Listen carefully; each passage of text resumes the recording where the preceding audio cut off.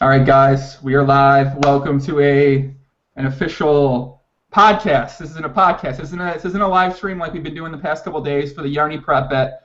We'll be talking about the Yarny prop bet a little bit throughout the bet. We'll update the total buy-ins and all that good stuff. But today, I'm joined by a guest who I've known from the Liquid Poker community, which is a forum community website we've been posting on for about 6 years now.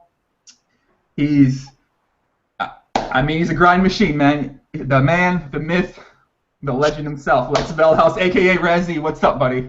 That's all, man. I'm happy to be here.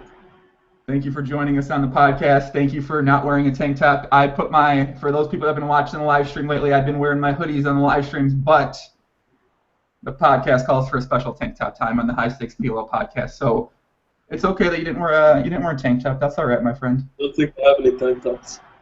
You don't think you have any tank tops? I don't believe that. I'm actually pretty sure I don't. You have 0 tank tops? 0. Oh my God. That's kind of tragic, my friend. Do you want me to send you an Eat Sleep PLO tank top? Well, I don't know. I mean, I thought you weren't gonna do that whole Tank Top Nation thing for your podcast fans, so I was hoping to escape that one. I decided to do that, and then I changed my mind. I mean, I just throw out weird ideas, and some things stick, some things work. But for the people watching this on the live stream, thank you for tuning in live. Feel free to leave any comments, questions for either of us in the chat box, or you can @ me or Lex on Twitter. Lex is at Raszi, A-R-S-C-I. If you don't know that, that's weird. Why are you watching this? And me at JoeyGrim1. And so like I said, if you're tuning in for a Yarny rail, we can watch Yarny. We aren't really gonna do that right now. I might live stream a bit after, but we will talk about some of the bet. But this is mainly going to be about Lex because he's been in the poker community for a long time. He's been playing PLO now for a couple years, and I feel like I know a lot about him, but at the same time, he's kind of mysterious. So would you call yourself mysterious? I don't know. I'm very public about some stuff and very private about other stuff.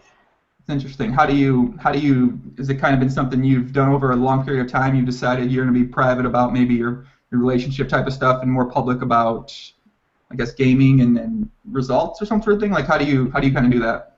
Like, I don't really care about like poker stuff being public, like anything. I really don't care. Like, I don't mind talking about anything. You know, I don't have any subjects I don't want to talk about or questions I don't want to be asked.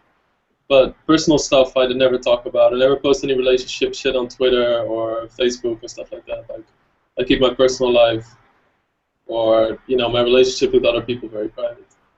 So you're not like Stars Red Problems, who tweets nonstop about all his relationship advice. If you ever follow him on Twitter, all he does is, or I guess he's deactivated now, but he posted about 155% of his dating life on Twitter. So you're kind of the anti Stars Red Problems in a way. Do you think that's He's anonymous, right? So it's still like he's still not really doing it. Yeah, I guess that's a good point. That's true. Do you feel like that's helped you over the course of your career kind of stay more focused on poker? Do you think that's just make your relationship a bit easier? No, I just feel like as for poker wise, I really don't care about sharing anything or like talking about anything. And as for relationships, I just don't feel like, I don't see like when people pour their hearts out on Facebook and stuff, it's just like, what the fuck are you doing? Like, why don't you just keep that private? Like, it's embarrassing, It's like nobody's business. So I'm trying to think if I've ever done that. I feel like I probably, as I've gotten older, I kind of keep it to myself. But maybe when I was younger, it was more my girlfriend at the time. She got a little crazy, and she'd be like, "I love you, you're the this bullshit like that." And I'm just like, please stop doing that. Like, like you gotta chill on that. Once in a while, like when it's Valentine's Day or it's a birthday and stuff, it's okay to say like nice stuff about your girlfriend. It's just when you have a problem or when you're struggling with something to just post it out in the open and just, I don't know, maybe, I don't know, I really don't like when people do that. It seems weak or something, I don't know. It kind of does actually when you think about it. You've actually been in a relationship for a very long time, that's right, with another poker player. Yeah, with Evelyn, in 6 years now. That's pretty crazy. Yeah. Is that quiet? Am I lagging? Oh, I'm not lagging. No, it's just a little word lags, but. What'd you say? Sometimes it's just like one little word that I hear lagging. Oh, okay.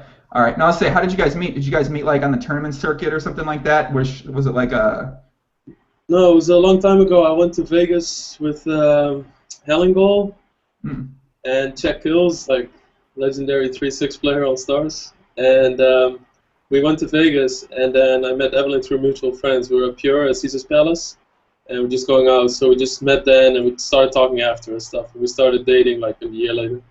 That's it. And now 6 years later, you guys are still together, going strong, huh? Yeah. Yeah. Well, okay. I forgot to explain who you are, because there's going to be some people out there who might not know who you are. Like I said, first of all, that's weird, because you got to know Lex. If you know poker, if you ever go on YouTube, he's like the godfather of reverse blockers. He was using reverse blockers to bluff people before I was born, I think. I mean, he was born using reverse blockers. He's the biggest bluffer of all time. I don't think I've ever folded to a river bet to him in my life, and when I do, I cry, I get sad. I don't want to fold to a river bet, but I think we probably played about, I don't know, a lot of hands. Yeah. Maybe more hands than almost anyone else I've played with, I think. Well, I mean, if two people play 24 tables and they do it for like 30 hours straight, then they're going to play a lot of hands, you know? That's true. That's what I think back to. There's always a lot of sessions where we were both playing extremely long hours, and we both always played like 20 to. For some reason, we both decided it was a smart idea to play 20 to 24 tables at all times of the day. So I think we definitely got into some interesting spots.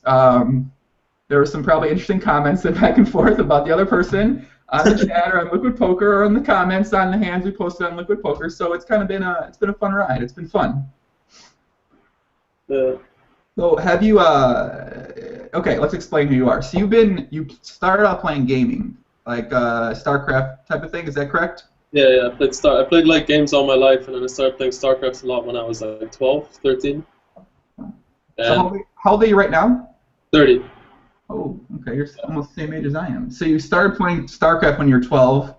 Yeah, and then I played a lot like that. I played also 30-hour sessions, completely degen, didn't go to school, all that stuff. I would just skip school to play StarCraft, or like smoke weed with my friends, or play football outside. Just like kind of like I never felt like I needed to go to school route, even though I was pretty good at it. If I did try and stuff, but it never interested me, or like it never.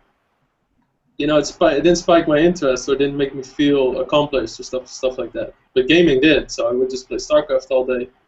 And then I loved winning in StarCraft. I raged when I lost.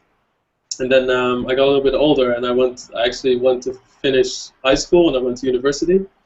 And then I remember Elke and a friend of mine, Victor Goossens, who used to play online as Nazgul. He runs TeamLiquid.net. It's a big esports website, and Liquid Poker. And he was a good friend of mine back then, and they said, "Oh wow, I found this game and you can actually make money with it." I was like, "Oh, what's that then?" And they said, "Oh, it's poker." So I used to play some 5-card draw with friends at the coffee table, but not like that bullshit. Like whenever you ask somebody, "Oh, when did you first start playing poker?" Everybody's always like, "Oh yeah, my grandparents taught me at the kitchen table." And I was like, "Hey, like get the fuck out! Like that's like, that's nothing." Even like with strategy or researching it or trying it, So I mean, I played poker with friends when I was 16, but it was 25-cent ante, 25-cent cap, 5-card draw. So I really started playing poker when I was like 21, I think. When my friends told me about it, when Elke and Victor told me about it, I started taking it seriously. So you started playing no limit, like the small stakes. Did you kind of work your way up from 10 cent, 25 cent up to the? I started at penny tables. I'd start at 1-2 cents because I didn't have any money, so they would give me like $10 and I would lose it. And the problem is you didn't have any 2 5 cents or 5 10 cents, so I would have to jump every time I tried to move up. I had to jump up from 1-2 cents to 10 25 cents. So that was pretty rough. So at what year did you end up making it to, I guess, mid stakes, the 1, 2, 2, 4, 3, 6 level?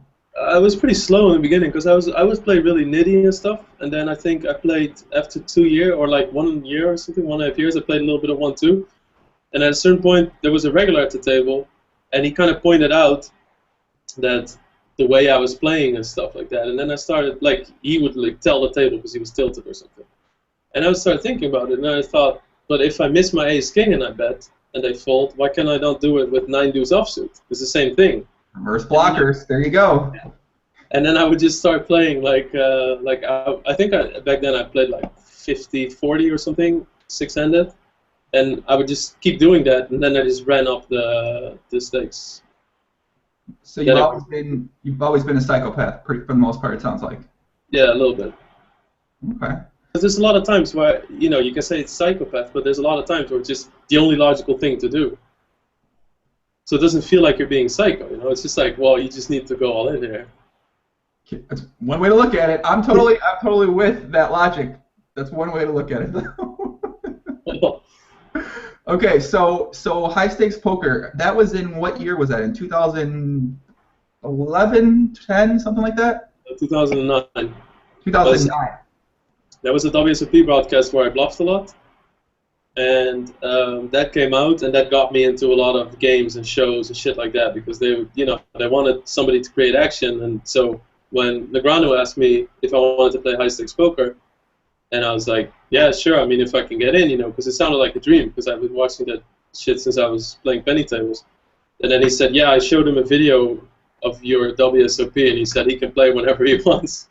So I mean, So how did the process go from you? I mean, I feel like we kind of skipped a little bit of the story, but how does it go from you're playing 50-40 six-handed to WSOP to then high-stakes poker? How does that transition go to get to that? There was a time, like right before the WSOP, I've always been taking a lot of shots and stuff, so like 2007 or 2006, I think, I already played like 300, 600, but it would always be against people like Ivy and stuff like that, because of the challenge, and it was so easy to make money on the lower stakes that I didn't really care if I went broke on the nosebleeds. So, but by then I would take it a little bit more serious and I started grinding a lot. And then I think I made a lot of money on 510 to 2550, and then that WSOP came. So then I also had like the bankroll to take shots at high stakes poker and stuff like that. So on HSP, did you have most of your action on there? Yeah, I had my first day I had 50% of my action, and then I lost like 200K, I think. Yeah, I lost like 200,000. And then I went again, and my friend said, well, what are you going to do? And I said, well, I'm really going to YOLO it this time. Like, I'm going to get like a few hours to play. And I asked the producer, Maury Escaldani, I said, Maury, like, put me on top of the waiting list. Like, I played a lot of hands. There was a really tight table, and I did a lot to create action. So he said, okay, you're up first. I had to wait 7 or 8 hours in the green room. And then I texted my friend. I said, I'm gonna ask him if he want to play higher, everything, and I'm gonna, really play. And he said, no, I'm fine like this. Like, good luck. I hope you win. So then I had 100% of my action. The problem was, but then when I sat down, we started playing 500, 1,000, and people were straddling. So it was like, oh shit, this is suddenly the biggest game I've ever played in my life. But and then I won back 100,000, thank God. Which is, it sucks for the guy that took a piece of me, but that was my own money. So I pretty much broke even on high stakes poker. So was the infamous hand where Ivy, so Barry Greenstein opens like the cutoff, Ivy 3-bets the button with 5-2 offsuit. I think you're either in the big blind or the straddle, and you cold 4-bet like King Jack suited or King Queen suited or something like that. 50K, 51K. And then Ivy shoves all in for like 200,000, and then you like, I thought you were mad at Barry, and then you fold the hand. So that's kind of like the infamous hand everyone talks about when they think about you playing on high stakes poker. Yeah, that's actually the thing that people ask me about most in interviews, is how it feels to get owned by Ivy or something. That's their approach. Like, how did it make you feel? I was like, well, fucking great, But, it's funny too, because when we're watching it back, I'm in Amsterdam where I lived at the time, and we're watching it, and then I see Greenstein raise Queen 10, and I'm like, okay, fine, and I see Ivy 3-bet 20K, and I'm like, no, or 18K, and I was like, no, I saw the 5 deuce. And then my friends just started laughing at me because they were watching it with me, because they would just come over and watch to see how I did. And they saw the hand, they just started laughing at me, and then I folded them. Then a friend just threw like a sandwich against my face, and they just left my house laughing at me right after. So, yeah, that was I don't know. The one thing though about that hand, I don't know. I should have that's the one problem when you sell percentages, right? Like, you're not gonna do anything crazy when somebody has 50%. Like, what if you lose a 500K pot and you say like, oh yeah, I called it off with King Jack. And I'm obviously not saying that I would have called otherwise, but there were some things like Ivy had in a season previously, he had queens against Phil Hellmuth in a spot where he was always going to shove, and he tanked a long time, and he did that with good hands in other seasons too. And this time, he just asked me, like, hey, how much are you playing? And he looks at me, and I answer him, and he takes 5 seconds to go all in. So obviously, he picked up on something, you know? Like, he picked up on something. And if it was weakness, then why wouldn't he think longer to show weakness himself or shit like that? So as soon as he did it, I was like, what the fuck? Like, why would he do it so quick right after asking me? And I was just like, well, I already know I'm not going to call off 230K with fucking King Jack, so never mind that. I folded, but it's like one of my biggest regrets. I didn't just fucking fucking dropped it in his face and called, but you know. Yeah. I mean, and it was such a public hand where everyone got to see it, so it kind of makes it even like you're. Yeah, but I mean, it's okay if you get destroyed by Ivy, you know. It's like the one person probably where nobody cares and everybody's like, it's Ivy, it's okay.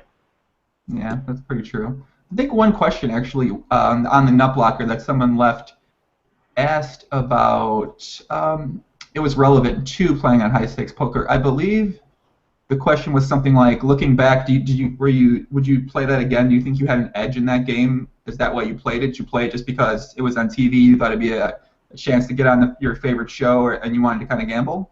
Yeah, the first day I definitely wanted to play just to play. There were some things in like. I was also overestimating how loose Dennis Phillips would be playing, so I was like, I can just maybe target Dennis Phillips a bit, but then I got there and he was to my immediately left with Durr to his left, and it was just kind of fucked, and I thought maybe I could take advantage of Negreanu playing a lot of hands, but then I ran kind of bad against him, so it was just kind of a shit show, and I didn't really regret playing it, because like I said, like I just wanted to play it, you know, like a thing you wanted to have done or something, or if you have the opportunity to do it. But if I would play again, I would play only in certain lineups. If they would be like, oh, you play with Durr, Ivy, Antonius, and Phil Galfon might play or something, then I would just be like, yeah, okay, fuck it, you know, I'm not going to bother. So let's say there was a PLO game a high stakes PLO game that was going to be in high stakes poker, and what players would have to be in that lineup for you to want to say no? Assuming that if you didn't take your own action, you could sell action. Would there be a lineup that you'd say no to playing in if high stakes PLO was the case? Like say this November during November 9. Well, I think so because PLO, you know, when somebody's a lot better than you at PLO, you get owned so much harder than you do in Hold'em. And then if you have a bad table draw, if you get fucking Ben 86 to your left, or Phil Galfon to your left, or I mean Isildur to your left, what are you really gonna do? You're just gonna get shit on all day, and I don't know. I would be maybe even more specific to whether I would play or not if it was PLO, because I'm also just I just started to venture out to like 5-10 and stuff like that, playing against those regulars, and by no means I think I have an edge on any 5-10 regulars. So if I would play some crazy game, it would have to be a good game right now. Because I also feel like you mature, and it's not like I would just it's just harder to win at poker these days. So it's not like I could just go back home, sit on my laptop, and make it back in a month. Yeah, that was always my approach to shot taking. I didn't care about the game because I always knew I could just play for like 18 hours a month, or 18 hours, maybe like 15 hours a day. 18 is getting a little exaggerated, but like 15, 14-hour days and make it all back at lower stakes if I needed to. So whereas these days, like you said, the landscape of poker not quite the same, and maybe it's not good to go launch out 200K and then be like, oh well, I have to go play. Depending on what your role is, I guess at that point in time, but yeah, but it's like if you play. I had to do taxes after a while, and I was looking back on my previous years, and if you look at 5-10, you would just have like 2 consecutive years, just have like 50K winning months, and just no problem, like almost no swings, just 50K, 47K, 55,000, just every month at 5-10, just so easy. And you would look back at these hand histories, you just win 15K pots where you flop a 10 high flush against red aces, when you have a spade flush or something, just free money. And that. If I would have to think about, what would I have to do in PLO now to win 200,000 back at like 3-6, 2-4, 5-10? I mean, that's a pretty sick grind. Like that takes a while, Mm-hmm. So do you think that in maybe 4 or 5 years you're going to look back on PLO right now and kind of have that same exact thought where you're like, man, I can't believe that this and this and this was happening, and now it's that and that and that sort of thing? Yeah, I think so. I mean, PLO is like the Wild West right now, I feel, in certain aspects. I mean, there's a lot of regulars that I look at too, and I think, well, that can't be good, but I don't know if it's good or not. Like, time will tell in some cases, so I just need to keep an open mind, and that's what makes it fun for me. Like, there's some stuff that I do where I feel like other regulars are saying that it's terrible on, like, 2.5 and stuff like that, where I'm convinced for myself that I think it's good. And that's cool because there's a lot of different styles and strategies, I think. And it feels kind of like Hold'em was in 2007, you know? Where you would have like one guy limping, and then you're like, the guy's kind of bad, but he wins every day, so I don't know. And let's see how it all works out. And, you know, when people start calculating more, I don't know, more complicated stuff, then it becomes... certain strategies become worse, and the game evolves a bit. But now PLO still feels like, you know, there's a lot of different styles, there's a lot of different possibilities. You can still gain an edge by doing some shit that might be a little bit unorthodox. Well, I feel like I've said that exact same statement you just said, where I feel like sometimes I do things that everyone else has been like, that seems really terrible, but at the same time, I'm like, I mean, to me, personally, it kind of makes sense when I do it, and I mean, I guess you can be results-oriented if you're winning money doing these plays. They still might not be good, but you that's the fun about PLO. You can tell yourself that it might be good, and then who's to say it's? I mean, Yarny goes all in with Ace Jack 8-8 pre-flop for 250 big blinds, and he's up 30 buy-ins on the prep bet so far. Maybe should we be going on with Ace Jack 8-8? I don't know if we should take it that far, but I don't know. But it's one of those things, like Yarny, he's fucking winning. I don't know. He opens 3-3 10-8. With 3-3 10-6 with one suit, 50 big blinds deep. He opens it for pot on the button. He calls it 3-bet. He flops a set. He wins $1,000 at a 10-20 table. I mean, I'm studying Yarny's hands for the next maybe 2 to 10 months, and I'm just gonna figure out what he did, what he's doing to get up 30 buy-ins, and when he inevitably wins this bet that he's doing, I'm gonna figure out, all right, how can I play more like Yarny? All right, call any pair when I open on the button. You're probably going to flop a set. And if not, you're going to flop a backdoor quad draw. And I mean, playing pretty well. So, all right, let's give a couple shout-outs in the live stream. I haven't even mentioned the live streamers yet. I've been interested in the conversation. Looks like we got a couple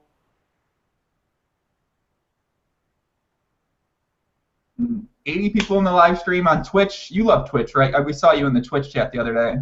Yeah, Twitch is great. Like I still follow and play a lot of games, so you know that's why I watch Twitch.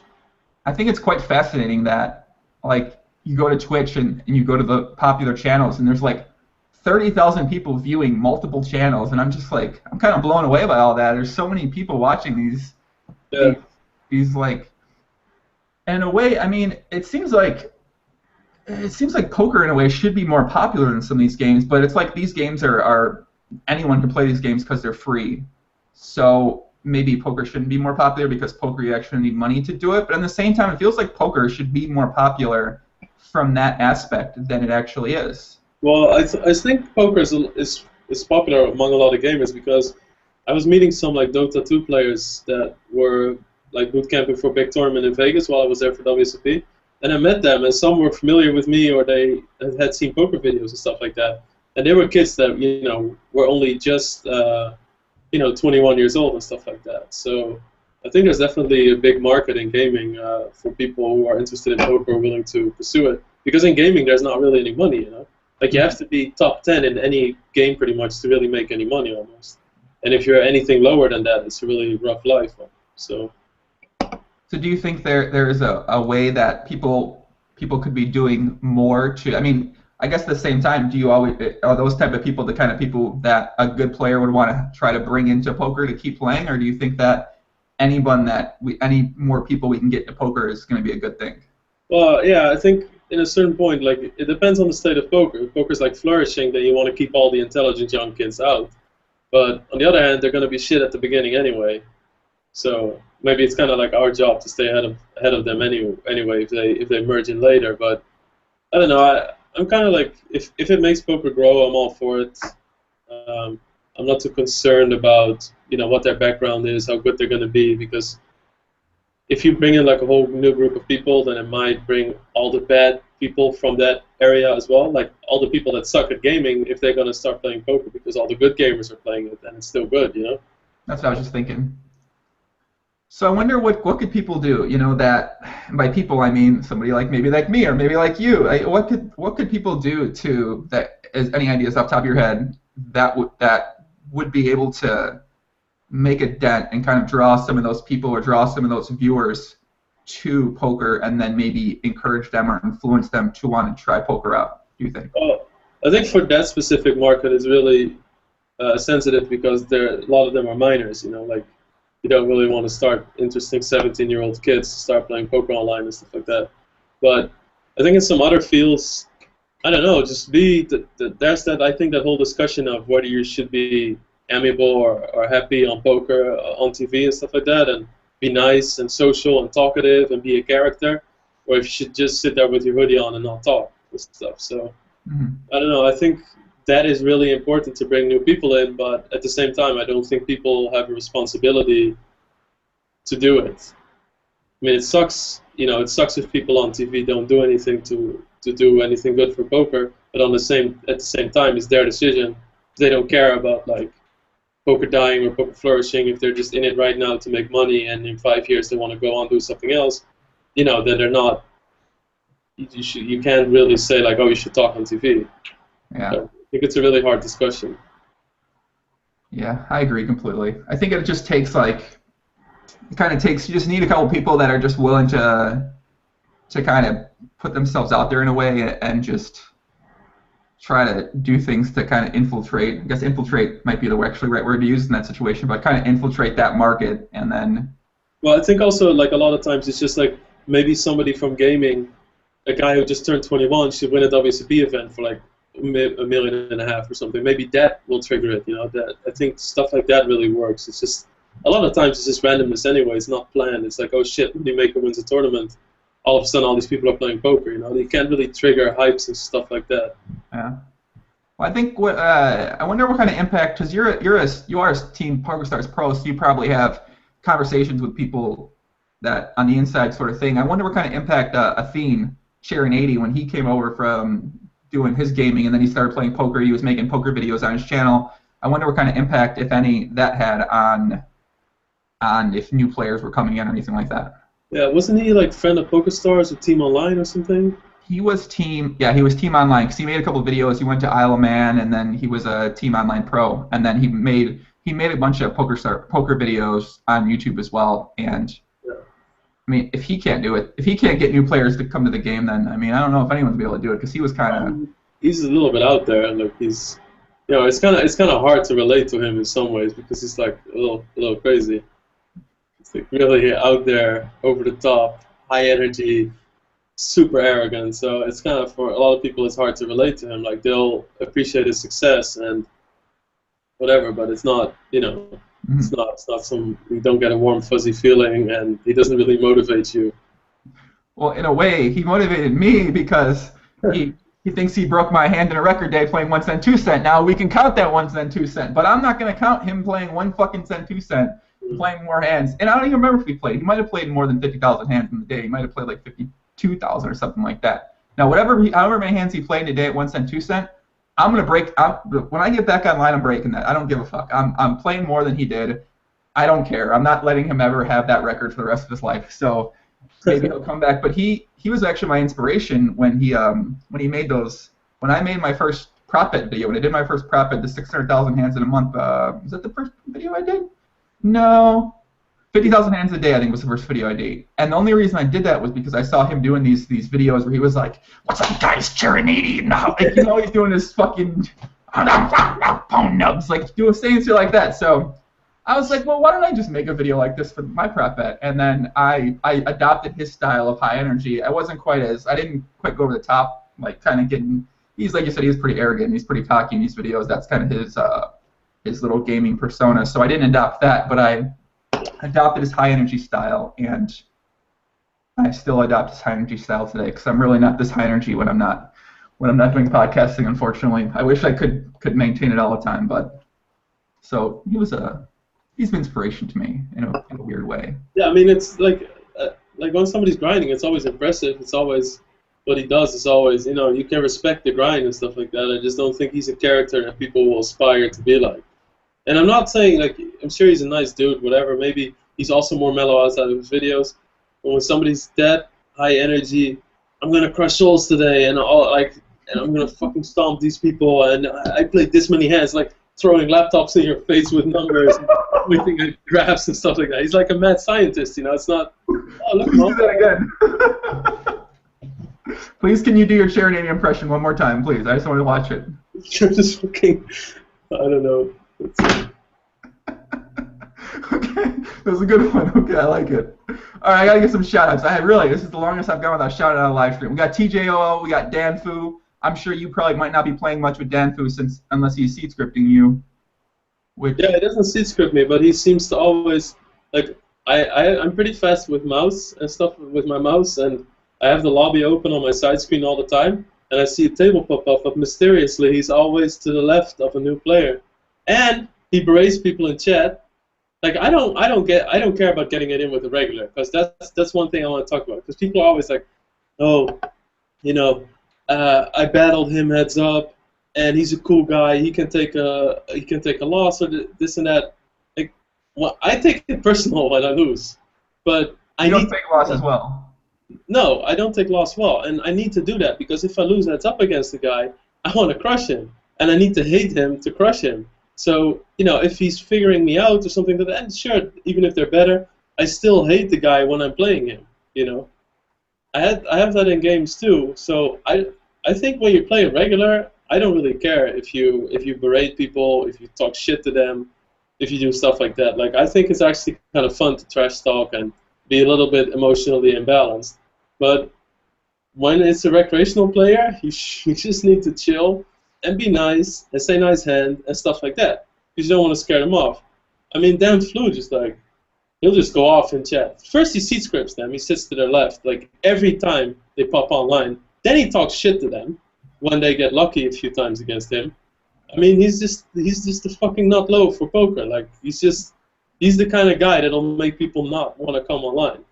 And like, you realize that, like, don't always take his direct left. Just like maybe if you really want to go down the road of seat scripting, take one more seat over to the left, or just do him a favor and sit to his fucking right one time. Like, how hard is it? Do you really need that? Like, I agree completely. Obviously, I had Dan, so he joined me for a live stream, a Yarny Rail a couple days ago. I think day 3 live stream, and I think someone also commented in the high stakes Piloter on 2+2 that, you know, you gotta, like, why? I think TJO actually, TJOO, who's in the chat right now commenting, he mentioned something like that, and then I replied, like, you just sometimes you don't, when you tell the guy when the fun player is leaving the table, when he's, you know, when he noticeably says something about you always taking his left, you just gotta chill sometimes. You take his, like you said, you take his right sometimes. You sit across from him sometimes. Sometimes you sit at the table and you just leave. You make it look like you're not. You do things that make it seem like you're not just coming after this guy. And Danfu, if you're talking shit to the guy, shut the fuck up, man. Stop doing that. Don't do in the chat. Don't be. You're fucking seat scripting these guys. They're gonna beat you sometimes. They're fun players. Stop talking shit. What the fuck are you doing, man? Like, calm down. Oh my god. I didn't know he's talking shit to people at the fun players. It's also like when you play an EPT or something, or you play WSP event, you're playing a 10K event, and then you have these young guys, these poker pros that, you know, these multi-table tournament wizards or something, and they sit there, and then they start talking shit to a fish, and this is a guy who can. Okay, so let's say I like playing pool. If there's a 10K pool tournament, I cannot afford to just go play that, right? If I don't know shit about pool and just go sit there. This guy is so successful in his personal life that he can just go out there, play a 10K tournament for fucking nothing, for fun, knowing he's probably not going to win. This guy is really interesting. Like, he has a story to tell. He has a set of skills that are really interesting, that make him really good at something.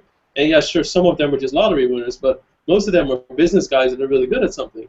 And people are just talking shit and disrespecting them and, like, talking about them like they're retards, you know? So then this idiot calls me on the turn, like, they'll tell stories like that. I'm thinking, like, this guy's probably 10 times smarter than you. You're just in your field of expertise. And it's just, you know, by disrespecting them, you just scare them away from their hobby. And I think Dan Flew is doing exactly that. Like, he you're just scaring away people daily, pretty much. But you said a couple of things interesting there. One, you mentioned the MTT Wizards, and you said it in the same exact kind of tone of voice. I would say that word. I would say that phrase. And I feel I don't want to talk about the tournament players, but tournament players are good players. They're probably good. They're good players. But that one thing you said about when some people talk about a hand and they describe the player as this idiot or this dumbass. Yeah.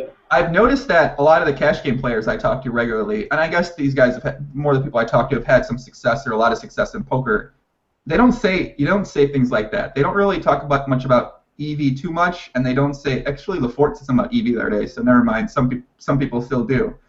But I notice all the tournament players that I talk to always use terms like idiot, fucking dumbass. They always the opponent in the hand's always an idiot. He's always a dumbass. He's always it's always a derogatory term. It's never just like this guy. It's always this fucking dumbass. And it's weird because, like I said, a lot of the cash game players that I know at a upper echelon, they don't look at it like that. They don't approach the situation like that. And I think I don't approach the situation. I've never been like, dude.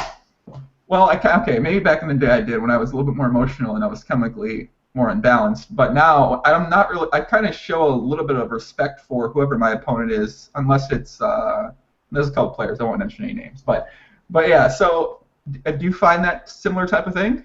Yeah, but it's like I think a good example, because that's why also one reason why I don't really like to play live tournaments as much is because I like the recreational players more than I do the poker pros. And I just don't like, when you go to dinners with people, I just don't like the way they talk about shit, the way they handle waitresses. Okay, so Jonathan Aguiar, who's one of the nut-low people all time, he's just so fucking angry, and he would just he was standing at this tournament, and it's a WSOP. We're in the money. You're not allowed to use your phone. He's standing there in the middle during a break, so everybody's leaving, and he's using his phone. And this is one of the times where you're allowed to use your phone. But the security guard doesn't know. He's just doing his job, right? And this nice old man, he's really at the end of his career. This nice old man just walks up to him and says, "Hey, sir, you can't use your phone in here." And Jonathan Aguiar just goes "Just go away, old man. Go do your important job somewhere else."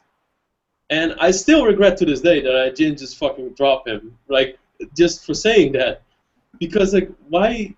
And that's the same kind of attitude that they have when they talk about the bad player or something like that. It's just this entitlement, this is my world. Who do you think you are? I'm king of this castle, and you cannot approach here and tell me what to do or win hands against me.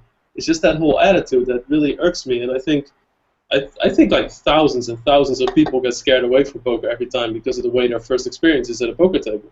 Be it a 2-5 game at the Win or a tournament that fucking random casino or something. It's just terrible.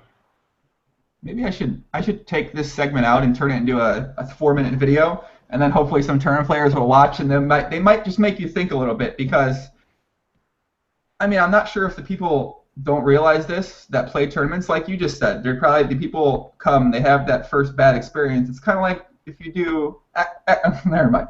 It's kind of like if you do something else for the first time. You do ecstasy for the first time. If you have a bad first drug experience, you're not going to want to do drugs again in the future. In a way, poker is like an addicting drug. If you have that bad experience, you have this kid who, like you said, has a very large ego, a big sense of entitlement. He feels like you played 5-6 off. You play a hand wrong, quote unquote wrong. Then they start yelling at you, and you're like.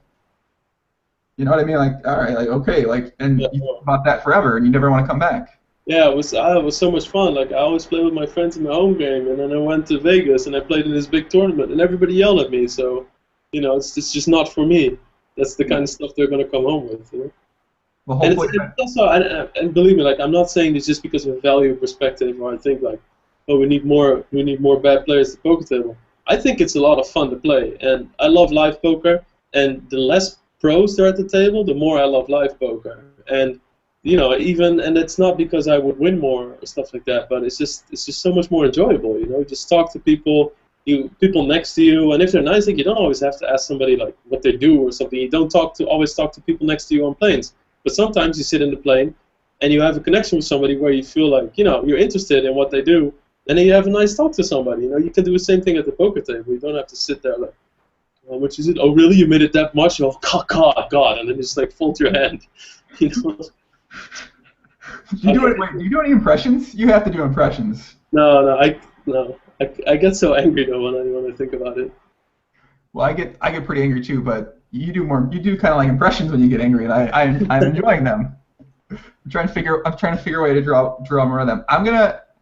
So sometimes on the live stream, people know I like to drink a lot of water because Lafort, the fittest man in poker, suggests I drink water all the time. But unfortunately, sometimes I have to go to the bathroom during the live streams. What do you got there? I'm drinking beer, so I'm gonna have some bathroom breaks too.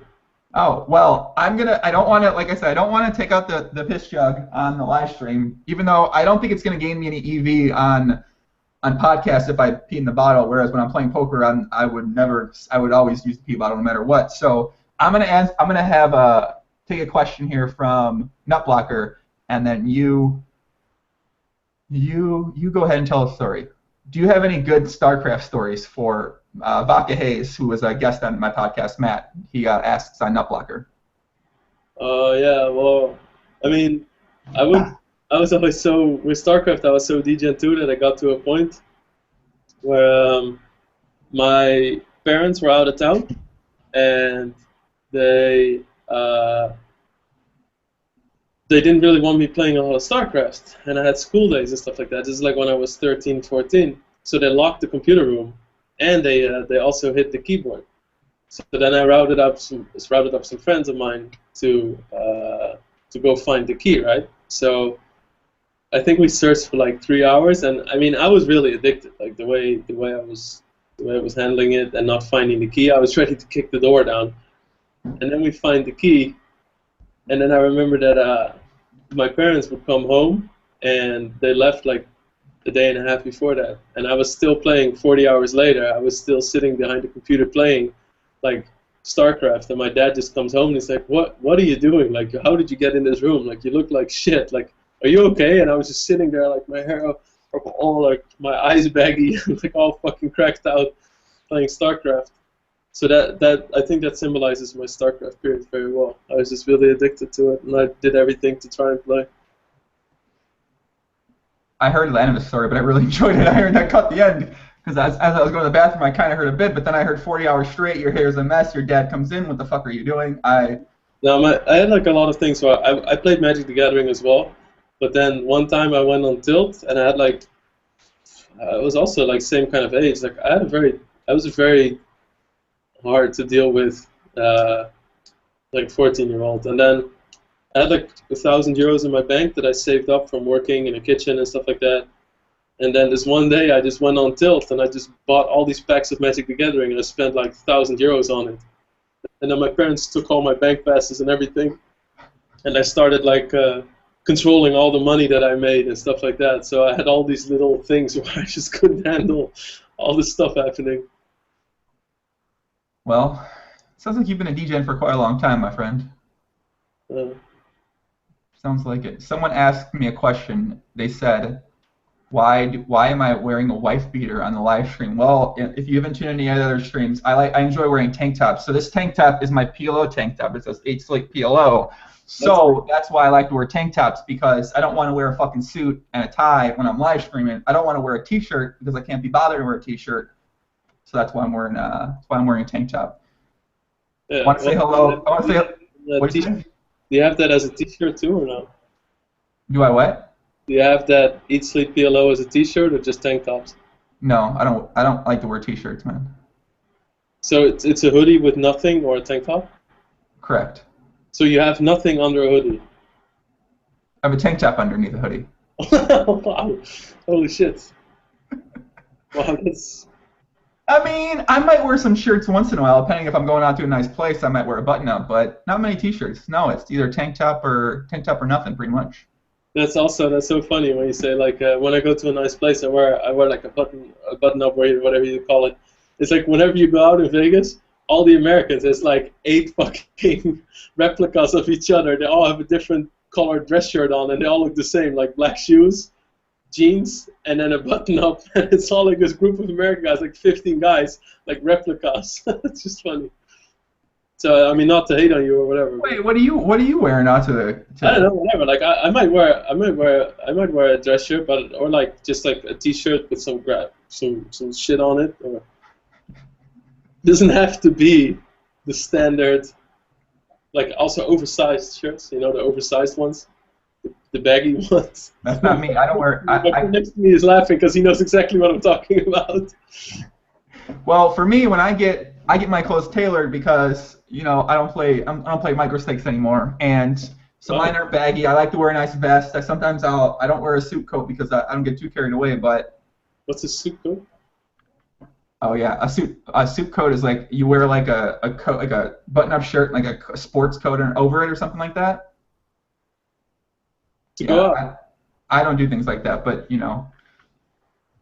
other people might do it. All right, I have to say hello to Guilherme Guies, my friend Martin, Rem's in the chat today, Adam Day, I haven't seen him before, Judas Marks, Ryan McFadden, gotta give some shout-outs, Daniele Coletti, who translates he takes my videos and then translates the timestamps into the description for all my videos now, so that people ask for that, so they can click on different subjects while they're watching the video.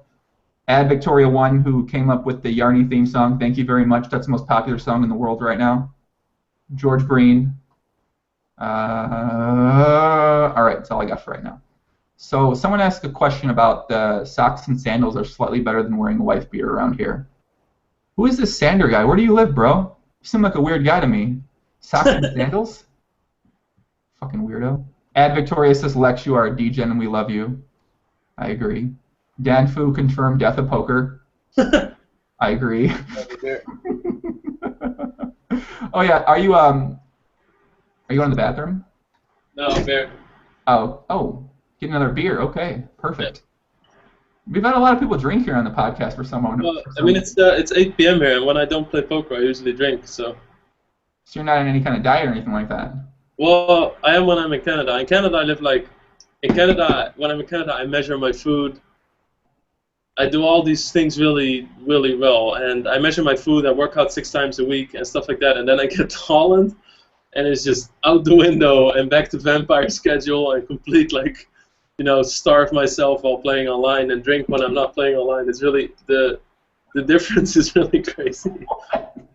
You're the biggest DJ I know. It's awesome. I love it. Wait, who did you say was there right now? It's a friend of mine. Oh, does he play poker too? No. Do you have a lot of poker friends that you're around in Holland that you live by or anything? No, never. I don't really. It's not like it's a conscious choice. But there's not a lot of poker people I hang out with. I live in when I'm in Holland, I live in a small town that I grew up in, and it has like some of my childhood friends and stuff like that. And I play poker at my standard bar here. It's like a brown bar, but they play like 20 euro rebuys, but I play there every Wednesday. And they're friends from like when I was younger and stuff like that. So that's all cool, but no, even when I lived in like Amsterdam and stuff like that, I don't hang out with poker players too much. I just generally don't like it. And there's a few of them that I call really good friends, but I like to hang out with people that I know outside of poker. Who are you friends with? I mentioned you talked to Lottie. Yeah. Big Beast. And you talked to Cobus 83s. Are those kind of your good friends from poker? Lottie is a pretty good friend. I don't see him much in real life, but we always really, we click really well. The cleaner, I would call a good friend. The cleaner. We know the cleaner here. Yeah. So the cleaner, and then Fatima de Melo. She's a female Team Pokercast pro. She's like one of my best friends. Wait, what's her name? Fatima Moreira de Melo. She's like I think I saw a video of her. She's kind of sexy, isn't she? Well, I mean, she's like my sister, so I'm not gonna. Oh, okay. Well, I'm not saying you can say whatever you want. You don't like her? Nope, Lex. Sister of yours? Nope. I'm out. Count me out, man. Nope. No. I don't want no sisters, man. No, I mean it feels like she's my sister. But she's in Holland. She's pretty famous. So when people go like, "Oh my gosh, she's so fucking hot," it's like, "Don't you think so?" I'm like, I just kind of like shut down, It's like, what? No. So wait, so she's famous in Holland? Mm-hmm. Yeah, she won like Olympic medal. She won like gold, silver, bronze at the Olympics.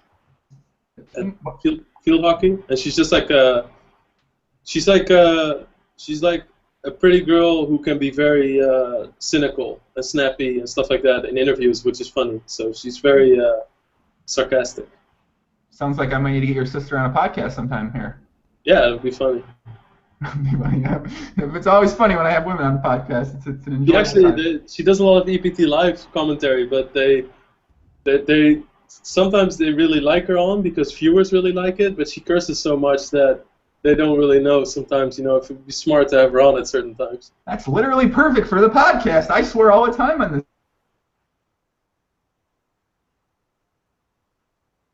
More about her. I got a question from Twitter from my friend Asher. He says, "Ask Raszi how big a fish guy me on his direct left from main event day one was. Do you happen to remember anything about your day one main event experience?" My friend Asher said he was on your direct left and Fish. San Diego. What'd you say? He's from San Diego. Yeah, from San Diego. Asher, yeah. He taught me that if you have those little iPod earbuds, that if you press the pause button twice, that it goes to the next song. You didn't know that? No, well, no. That's why he taught me. So. Oh my God. Well, do you remember anything about his poker game? No, he was dropping some knowledge because the whole table was amazed. So. Oh, well, he's actually. I gotta tell you, he's my hairspiration. I never start doing my hair like this to the side until I met Asher. Whenever he gets a new hairstyle, I somehow suddenly start adopting the same hairstyle he's got. It's kind of weird, It's like he's my hairspiration in life. All right. Do you remember anything about his poker game, though? He played pretty tight. Like he played pretty well. Like for a WSP main event. I don't know. I don't think he fucked with. I didn't really play that aggressive either, but he could have maybe taken advantage of me a little more. I don't know. Yeah. Do you feel like that people, when they play with you at the World Series of Poker, they try to take advantage of you, or they try to stay out of your way, they don't fold to you a lot, or how does it work? I think it's the one place where people are kind of more afraid, and that they're like, oh, this fucking donkey never has it, Let's just pound him. So WSOP is kind of like the one place where I can get away with kind of trying to run the table. But still, people don't tend to make a lot of folds against me, so I have to play really tight now, which is why I don't like playing tournaments anymore. I kind of destroyed it. My image kind of destroyed the fun for me. I mean, I just want to let you know, I'm never, if there's a close spot for the rest of my whole entire life, I'm never folding you. Yeah. So does that mean you're going to have it more now, or are you going to be are you going to use my reverse tell against me and start bluffing me even more? I don't think it's the reverse tell. Like, I think it's pretty honest what you're saying here. Boy, you might mean it as a reverse tell. Like, I believe you might be sincere when you say, like, oh, I'm going to try and play him and say that I'm never going to fold, so now he's not going to bluff anymore or whatever. Like, reverse. But I still know that when the moment comes and you sit there and your mouse is hovering over that call button and you look up and you see the fucking my name, you're just going to click the call button. Done. Like, whatever you say now, you're just going to call. So I already know I'm going to have it, don't worry. And even me saying this won't matter. You're still going to call. Oh, my God. I'm definitely not folding now. Fuck that shit. No way I'm folding. One thing I was talking about on the Skype chat with you was that when I start playing on Stars again, I think we could do some fun challenges together. We could do something like a 24-hour session at like 25 cent, 50 cent, or 10 cent, 25 cent, even though rake's high there. But who makes the most buy-ins in over that time span, or some kind of like grinding challenges? Who can play the longest session? Okay, but can't we just do that at like a stake that is actually fun to play? Can we just do it at 2-4 or 2.5 or some shit? I feel like at 2-4 we might lose a lot of money though, and we can't do a 24 table there. No, but you can still. I don't know. I don't know. I don't really 24 table that much anymore because I just realized that in PLO you just get raped.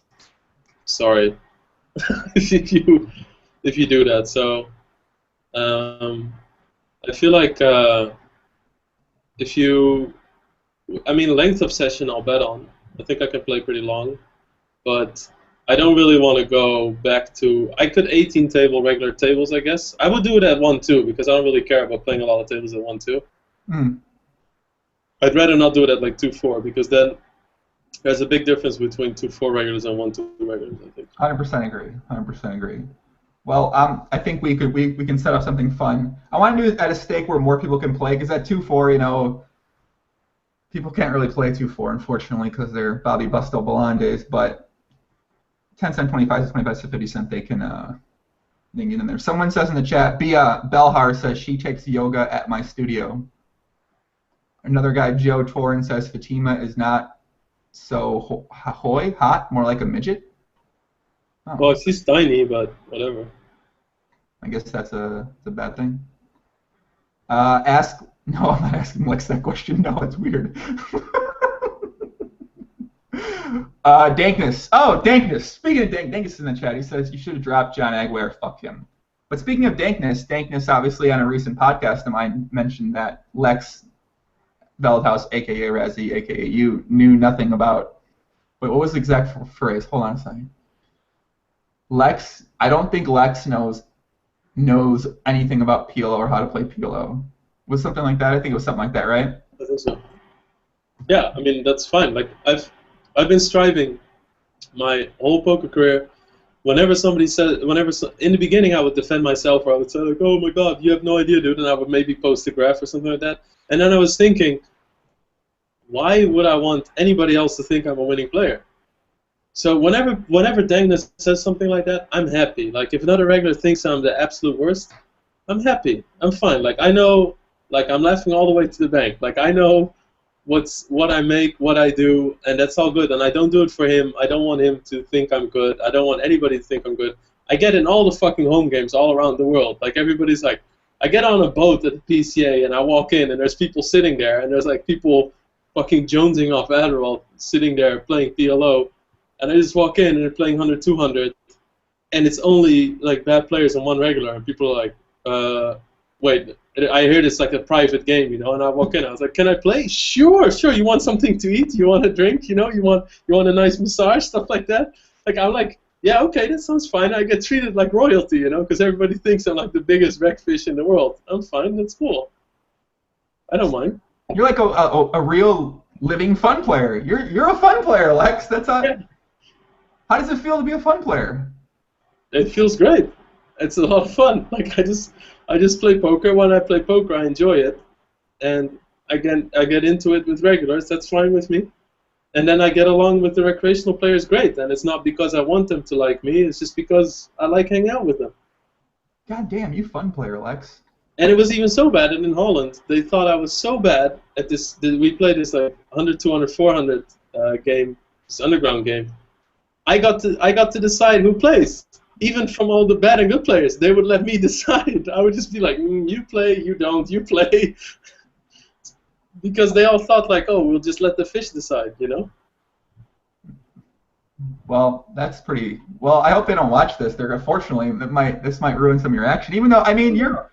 It doesn't matter anymore. It's like the same thing I told you. I can say to you whatever you want, but you're still going to press call. They still think like, oh, look at that idiot talking on that podcast thinking he's better than us, Doesn't matter anymore. I'm so far down the road now that whatever I say, like every interview I say like, oh, I've been playing really tight because people always call me anyway. And then even half a year later, they still call me anyway, The interviews don't matter. Whatever I say doesn't matter.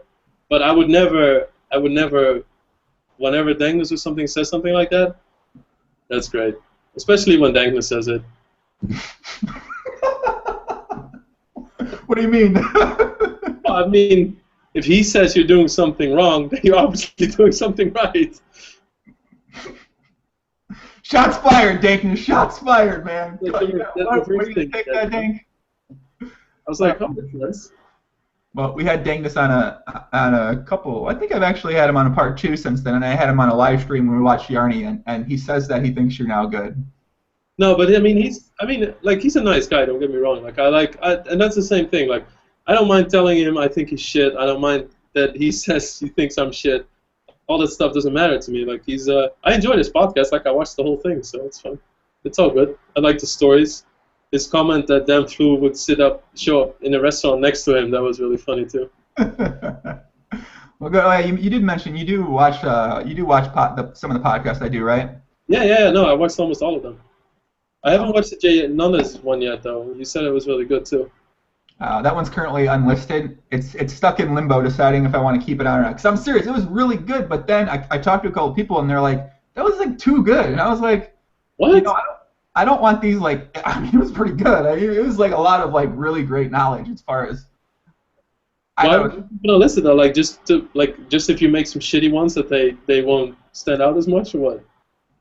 What did you say? What was the Well, question? why are you keeping it unlisted if it was too good?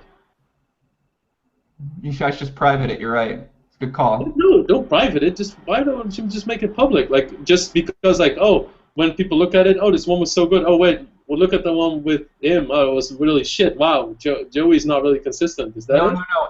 I don't mean good from a standpoint of like me or how it went good. It was more of like a lot of strategy good.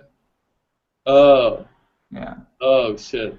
I know, that's what I said. It was like the Lefort part one. It was so much strategy, and I'm like, God damn, people are gonna watch this and really improve on poker in their life. I'm like, I mean, I want them to moderately improve. I don't want them to just like get exponentially better at everything in life if they try to. So Well, I mean the good thing is like also you know the thing with PLO is I think it takes so long for you to go from bad to really good that if a really good player's like a guy who plays like 5'10 like Giannola says something, it really doesn't do shit for your game when you're really bad. Like, you know, I mean it does improve some mid-stakes regulars I think, which is the biggest concern. But I don't know. Other than that, like it's okay if it happens once in a while, you know. what I'm thinking is The like, boss is good. I mean, I'm just so anti-strategy, anti-training video, all that stuff. But I know the kind of guys it affects because it affects the guy who's maybe stuck at 1-2 breaking even, or a guy at 2-4 who can't quite get over that hump. When you take that one player, and all of a sudden you turn them from a slightly losing player at 2-4 to now a winning player at 2-4 who's then playing 3-6 and 5-10, that can kind of directly hurt your overall bottom line if you're playing those games pretty often. So I'm not really thinking about the general people who are going to hear it and maybe think about it for 5 seconds and then never think about it again. I'm thinking more about the guys that are the blues and soul, or like, well, blues and soul, he's never going to get it. Never mind. But like the guys, he's a $50 one, I think 1-2 regular who's debatably not good. You know who he is? Yeah, he's stuck in limbo forever. He's in purgatory. Yeah, he is. Or But blues and soul, man. why? What I'm always wondering when I watch your podcast is how do you know all these mid-stakes regulars on stars and everything? Like I never see you play on stars. Like what's up? Like do you reel that much? Do you talk to people that much? Do you see that many hands? Like what is up with that? Well, I never said this before, but I do stake 5 people on PokerStars. So I get hand histories every single day. I don't say this because I don't want people to message me. No one fucking message me. I'm not staking anybody else because I've made a pretty decent amount of money, but at the same time I've also lost money from a certain person who kind of took money from me. I don't really want to get into any more of that. So I get a lot of hand histories. I'm always talking to them about different hands. I have people who send me hand histories on Skype who are like professional railers. So they send me high stakes hands. They send me mid stakes hands because I told them, if you see any hands, send them to me. I pay them money to send me hands. No, I'm not hiring anybody else. Nobody fucking message me for that either. So I have a lot of people who update me on pretty much everything going on PokerStars and who's starting to play well, who's doing that, who's doing this. So that way, when I talk to the people I stake, I can kind of tell them what I hear, and then they can make me more money. Oh, okay. Now it makes sense. Because I was always wondering. Because I was like, what the fuck? How does he know all these people that are just that only just you know surface that 2-4 and stuff like that? Wait, which people? I feel like a lot of people I talk about have been playing for a long time. No, but I don't know. Like I've been playing 1-2 2-4 for a while now, and then all of a sudden this new regular pops up, and then I hear you talking about him in your podcast, and I was like, I've never seen this dude before. How does Joey know about it? Oh wait, untracked. You think PokerStars is an untracked Euro site for me? Is that what you're trying to say over here?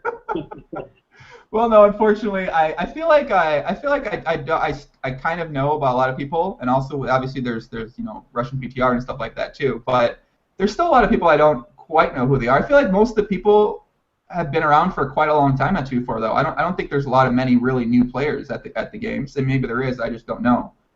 But a guy like Speed Up 2 or Fedor, I'm looking at the games right now, or like obviously Paul I know from the world, ChicagoJoey, like these are all people that have been playing these stakes. Purple K, I mean, these guys have all been playing for quite a long time, so I kind of have I feel like I know them quite well. I like TJO. He seems to also take stuff personally. Like when you play him and you beat him, or you win a hand, or you 3-bet him with shit or something, he takes it personal. I like that. I can respect that. I like TJOO. Yeah. PJXL. He's a BBB legend. I don't go in BBB anymore, unfortunately, but Who's that? this guy's name in the chat is Pete. Oh, I don't know. It's some sort of foreign name. Oh, yeah. He's, I think, from a Dutch forum. Pet JXL. Yeah, I know him. Yeah, he's he did some crazy runs and stuff. Oh, sounds like my kind of guy. Let's see other comments. Luke Reeves, what's up? Welcome to the live stream. So Raszi style fun. I don't know what he said. Ask Raszi if he remembers the Eric Liu alley-oop versus me. Eric Liu thinks we are both fun players and announced it mid-hand on the flop in some polar bear spot. It must have been like I played at the Win a shitload when I first started playing WCP like 7 years ago or something. I would play like 30 events, and then when I wasn't playing events, I would just play. There was this 10-20 game at the Win, and we played it every day. And Elkie played in it too, and it was the craziest 10-20 games. There was one guy, he had like this Simone guy. He came there with 20K, and he lost it back down to 1,500, and then he went all the way up to like what was it, 120K, and this game also like kind of went over to Bellagio, played 25-50, all the same people the same summer. And then he ran into Viffer. So the Samoan guy, we would always play long sessions, right? And then he ran into Viffer. So we're playing 25-50, and then Viffer's saying like, maybe we should play 50-100. What do you think, guys? So we're like, yeah, okay, let's play 50-100. So then this guy, Samoan guy, Isaiah, his name was, he says to Viffer, hey, I think we should do a side bet who can play the longest. And I'm like, oh my god, buddy, you're gonna get destroyed. You know, you can't play longer than Viffer. Like, you know, whenever Phil Locke does his side bet, you can see Viffer far off in the fucking corner sitting there playing the whole time too, you know? Viffer does these sessions like every single week. So this guy says to Viffer, so let's do whoever plays the longest wins the bet, and they bet like 20K or something. Whoever plays the longest wins the bet, or if you go broke, you also lose the bet. Okay, so Viffer says, okay, let's do it. So they posted like 20K or 15K, whatever, I don't remember. And then Viffer walks to his box, he comes back, he puts $500,000 on the table. So he says, okay, I got that problem covered. So then they start playing, and this Simone guy, like after 3 days, is like looking at his chips, like his cards were dancing, you know, he was just looking, he was going crazy. So security came over and they said like, look, you know, maybe it's better if you go sleep. So they carry the guy off, he loses the bet, and the guy comes back the next day. I was sitting at the table too, and the guy comes back the next day, and he slept like 10 hours, and Viffer's still sitting there, right? Still hasn't slept yet. So this is after 4 days, and Viffer's still sitting there. And then the guy says to Viffer, oh, maybe, and then Viffer said to him, you want to do the same bet? And then the guy is like, no, fuck no, okay, I don't want to anymore. And Viffer still hadn't slept yet, so the guy backed out, and Viffer's like, okay, good, because I'll be here for like 4 more days. What? How the hell does he do that much? I mean, I don't know. God, Viffer sounds like a... Viffer's like the #1 animal. Like, there's some, I don't know, I don't want to... There's a lot of, like, you know, private Vegas stories, and I'm not talking about, like, hookers and shit like that, but just, like, the crazy shit he does. God, Viffer's amazing. I would love to see a Viffer movie, or... He would just be like, he would come into Bellagio, and he would walk in, and he was, like, looking at his keys, like, he didn't know what was what, like... And then he asked me, I can't figure out, you know, where my box is. Can I borrow, like, 20K? I'm like, well, is it 20K that you're going to pay me back tomorrow, or is it 20K that if you lose, you know, I might have to wait a while on? And he's like, well, the second probably. And I was like, okay, well, I don't have the room for that right now, whatever. I'm sorry, you know, I can't help you. So he just turns over to the next dude, and he just goes, can I borrow 20K? And the guy goes, yeah, sure, no problem. So the guy gives him 20K. And, you know, this guy knew exactly what was up. Like, Viffer wasn't, you know, the guy knew that Viffer was just taking a shot. So then Viffer walks up to this 100-200 table, sits down with the 20,000, and I'm like, okay, fuck it, you know, good luck. I was about to head home. I get in like 15 hours later at Bellagio the next day. I get in, and Viffer's still playing in Bobby's room, and I go up to him. I was like, hey, Viffer, how you doing, man? He's like, oh, pretty good. I'm up like 900. I was like, what the fuck? You know, 900. oh yeah, we played 100, 200, we kicked it up to 200, 400, just, you know, crushing these guys. Just what the fuck? I was like, she just made like $1 million. Yeah, no problem. Just, Griffith's like my favorite person in Vegas. I could like, it's like, I don't know, like I have like millions of Viffer stories. And the funny thing is, like when you run into Viffer, and you have a Viffer story from that day, he has, you know, 7 other people that ran into him on different days that week also have a crazy Viffer story. His life every day is just all over the place. And whenever you kind of touch on his life, you get a crazy Viffer story. And all these people that just see him regularly must have all these crazy Viffer experiences. Wow. How do I get in touch with this guy for a podcast? Jeez, this guy sounds amazing. Yeah, he's amazing. He must really be into the hooker drugs and blow lifestyle that poker players sometimes talk about. No, he's like, I don't know, Viffer's incredible. I don't know. He's like, I don't know how to explain him. He's one of the most liked guys too in Vegas. Like he gets in all the games, you know, whenever waiting list is full, you just see Viffer strolling in and just sitting down, and it's all these amazing, these crazy swings. And then one time you see him, he's like happy, and the other time it's all so, I don't know, it's so polarized, like every single thing.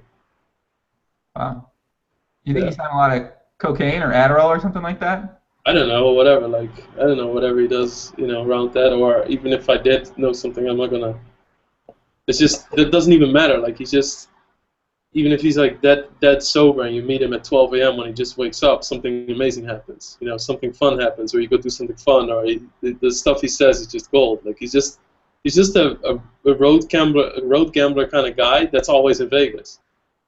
So he doesn't really, you know, he's not on the road. He's just a typical, like an extremely smart DJ that really doesn't care, just wants to do stuff. Wow. Yeah. Well, yeah, there's like this treasure chest of Viffer stuff that I don't know. I don't know. I don't know why I started thinking about it. Oh, it was the 10-20 game during the summer, but. Wow, I love him. And I think he's also the only player that I've ever really feared when I played live. Where I was at the table where I was just like, I don't really know if I want to be here right now.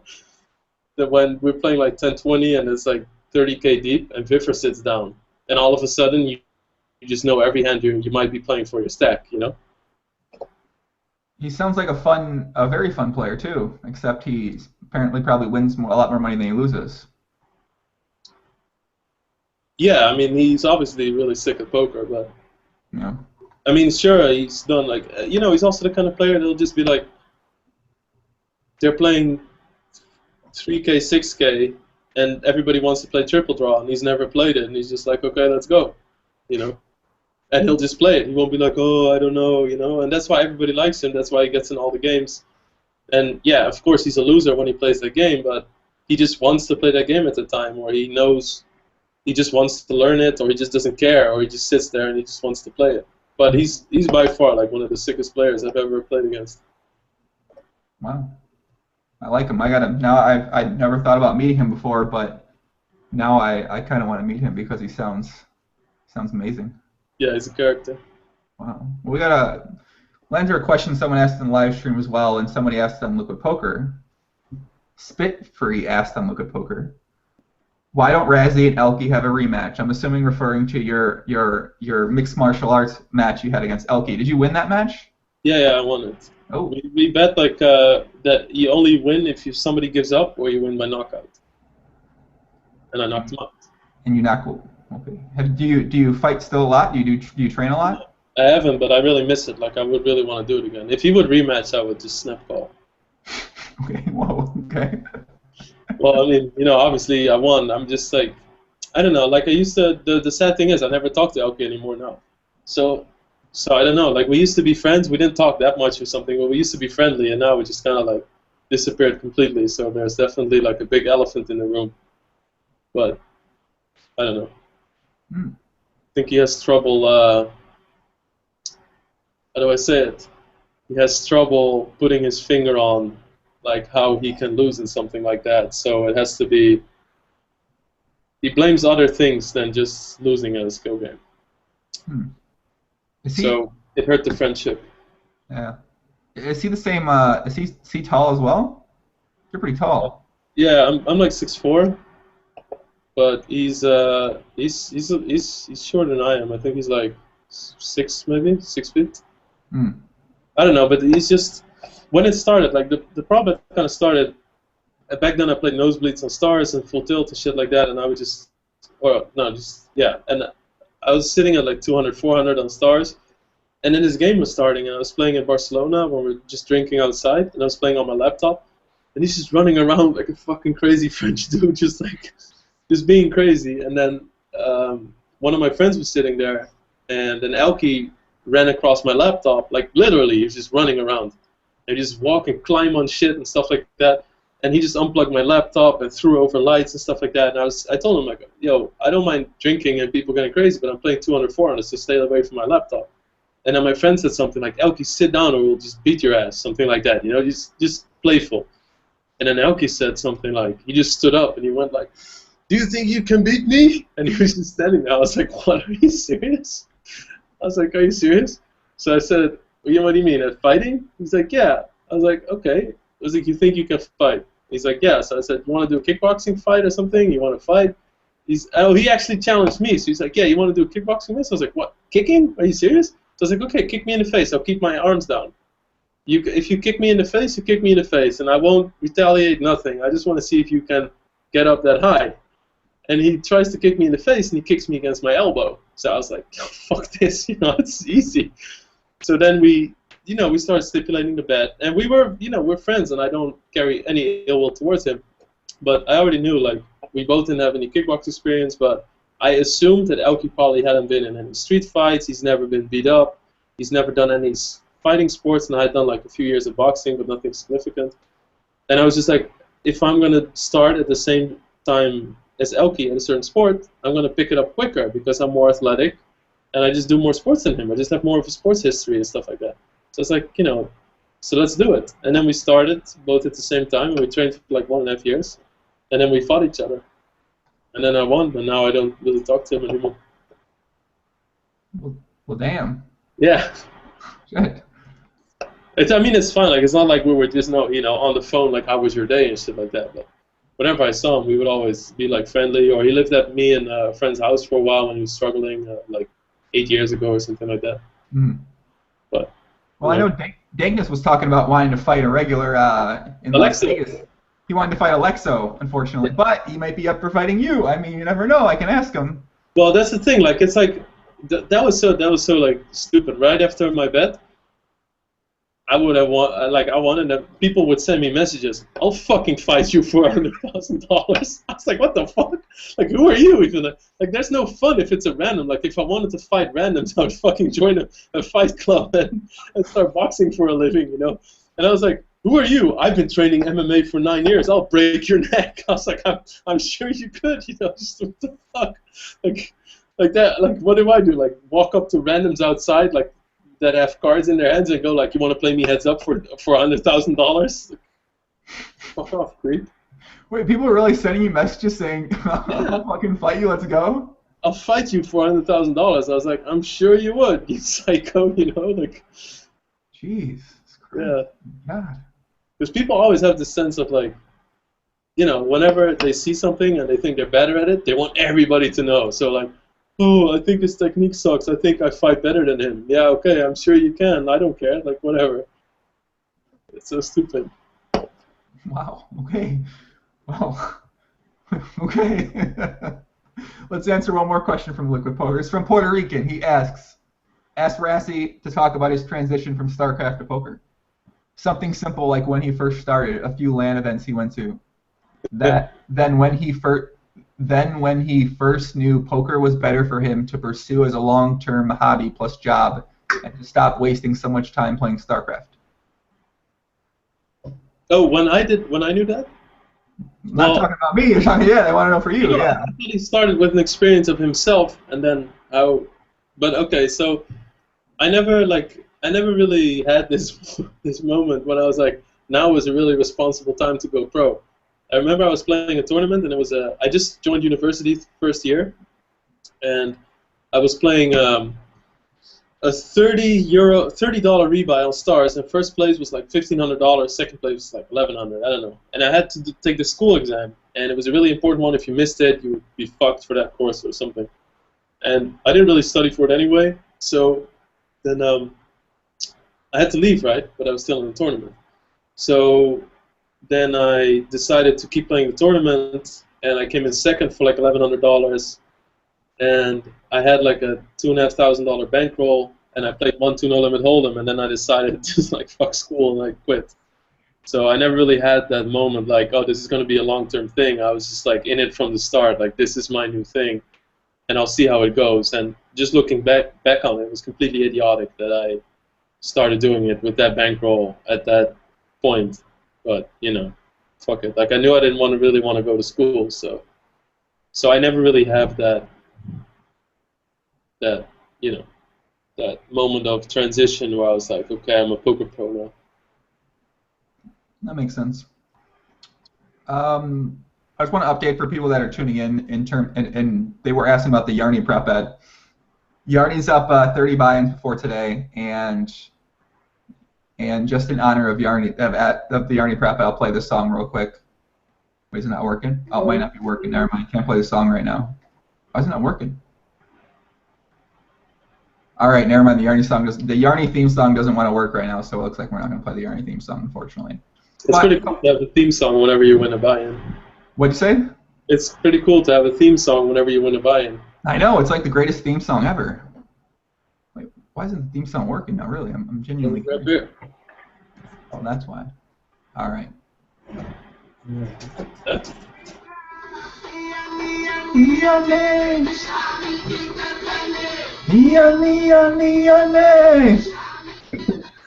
Oh, oh. That's the Yarny theme song for Every Wins a Hand. It was written to him by a Saudi Arabian gentleman who wrote the song about him. Apparently, Liv Voorhees mentioned in the song too. I don't know much about it, so can't comment anymore on that song. A couple questions from Scareboy Andreas over at Nutblocker. He asks, how many PLO hands have you played lifetime? Like I think maybe 1.5 million, 1.4 million. That's it? Yeah. I played that in like 2.5 months. That's all? Yeah, I haven't played PLO that long. Like I used to play, but then I would play and I would not play anymore, and then I would do other stuff. Like I would be really lazy about it, and I didn't really get it or something. Like I only feel like I made a click in understanding how I should do shit like a few months ago, to be honest. That was one question I was going to ask you about. It's something you just said. I feel like over the past couple of years, you kind of go in, you go out, you disappear for a long time, you come back in. You know, why do you? Is that any certain reason you do that? You just find other hobbies that you enjoy doing instead? Well, it's really hard for me to find balance. Like when I'm in Holland, it's really hard for me to grind during the day and go work out and live healthy and all that shit. And at the same time, I kind of, you know, whenever I live healthy for a while, then I will start drinking for like a few weeks straight or something. There's always this. I have a really tough time finding balance between living healthy, playing poker. But now it kind of sorted itself out. I just realized that when I'm in Holland, I just play poker nonstop, and when I'm in Canada, I recharge and I work out, and I still play poker, but then I'll focus more energy on reviewing, like going through hands, talking to people about shit, you know, just spending time with my girlfriend, relaxing. But it's also just, like, I just don't think I was very good the last few years when I played PLO, and I would go in and out. It's just, you know, when you do something and you don't feel like it's working what you're doing, it's not enjoyable. And that's what was happening, or I would be losing, or I would go on small hot streaks, or I would burn myself out. So now I just feel like, you know, I don't know, I just feel like stuff fell into place. So you're playing a lot of volume right now, correct? Yeah, like crazy volume. Like this month I made 300,000 VPPs. What? What? Wait, what? This month I made like 300,000 VPP. Fucking animal, man. God damn. 300,000? Yeah. It's like I didn't look, and then suddenly 300,000 this month? Yeah, just this month, and I took like 6 days off, 7 days off too. Wait, how many hands have you played this month? Wait, I can look it up. Please do. I'm actually curious. Yeah, because I was playing on stars, and I have like 600,000 VPP now, but I went from like I saw the 400 milestone, 500 milestone, and then last weekend I was like 600 milestone. I was like, what the fuck is going on? Like, it's like within 2 weeks I played like I hit like 3 milestones. Holy shit. I think I currently have the record for most VPPs in a month on PLO, but I mean I got 450. I feel like you could beat that if you kept that pace up for a month. 450 is crazy though. Yeah, it happens. Yeah, you have to shrug it off. Yeah. Good. I was motivated that time. You know, I was hungry. Eye of the tiger. I had Tiger. I didn't know what having money felt like at that time. And then once you figure it out, isn't that fun? You don't care about it anymore. Yeah. Okay. Wait.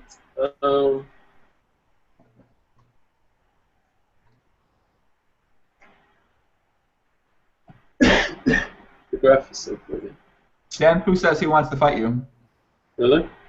He said he's 6'8" and 400 pounds. I played 176,000 hands. Damn, that VPP rate's sick. It's like 1.2 something-ish, 1.2-ish. Yeah, but at like 2.5, 5, which is where I played 120,000 hands, I have 1.6 VPP per hand. Holy shit, that's what the VPP rate, the 2.5 is? Yeah, because my I don't know. Yeah, because my VPP is pretty high on VPIP is pretty high on 2.5. So. Wow. What do you how much are you up for the month, Lex? I don't know. I think it's my best mid-stakes month ever, to be honest. Wow. Congratulations, man. Good work. Nice work, man. Yeah, thanks. Like I don't know, like at least buy-in wise, I would have almost won the Yarny bet twice, I think. Holy shit. Okay. Wow. That's like 100K a month or more. Yeah. Wow. Well. I mean, EV is obviously a bit lower because I've been running good as well. Oh. Someone asked, did you start with 200 PLO on stars? I saw you started posting hands on Liquid Poker a couple months ago. I don't think you did start at 200, did you? Yeah. I started at 3.6 actually. When you first started at PLO? Yeah, like 2 years ago I started at 2.4 and 5.10 and stuff. Hmm. And then I was like, oh, okay, this is pretty hard. So then I went to 25.50. I was like, okay, this is even harder. And then I played 2.4 for a while, and then I was just like, fuck this. Like I got good at Hold'em because I went through all the levels and all the basics.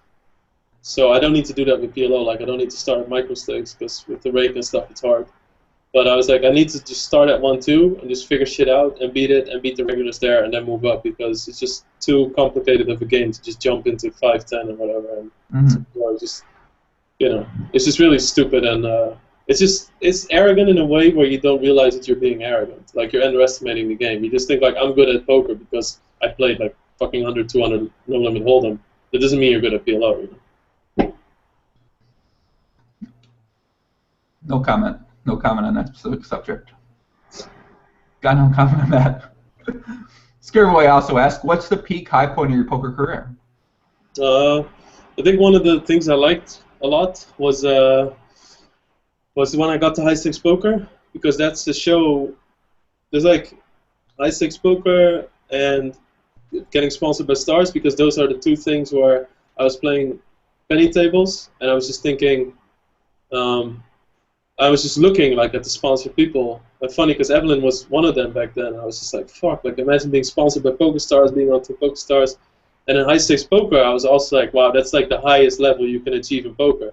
And then when I actually got there and I recognized the same chips and I saw the setting and it was like half of the people were still there, you know, half of the same people. It's just like, holy shit, this is so cool. And it motivated me so much, like that you can start in a game and you can start at your own level.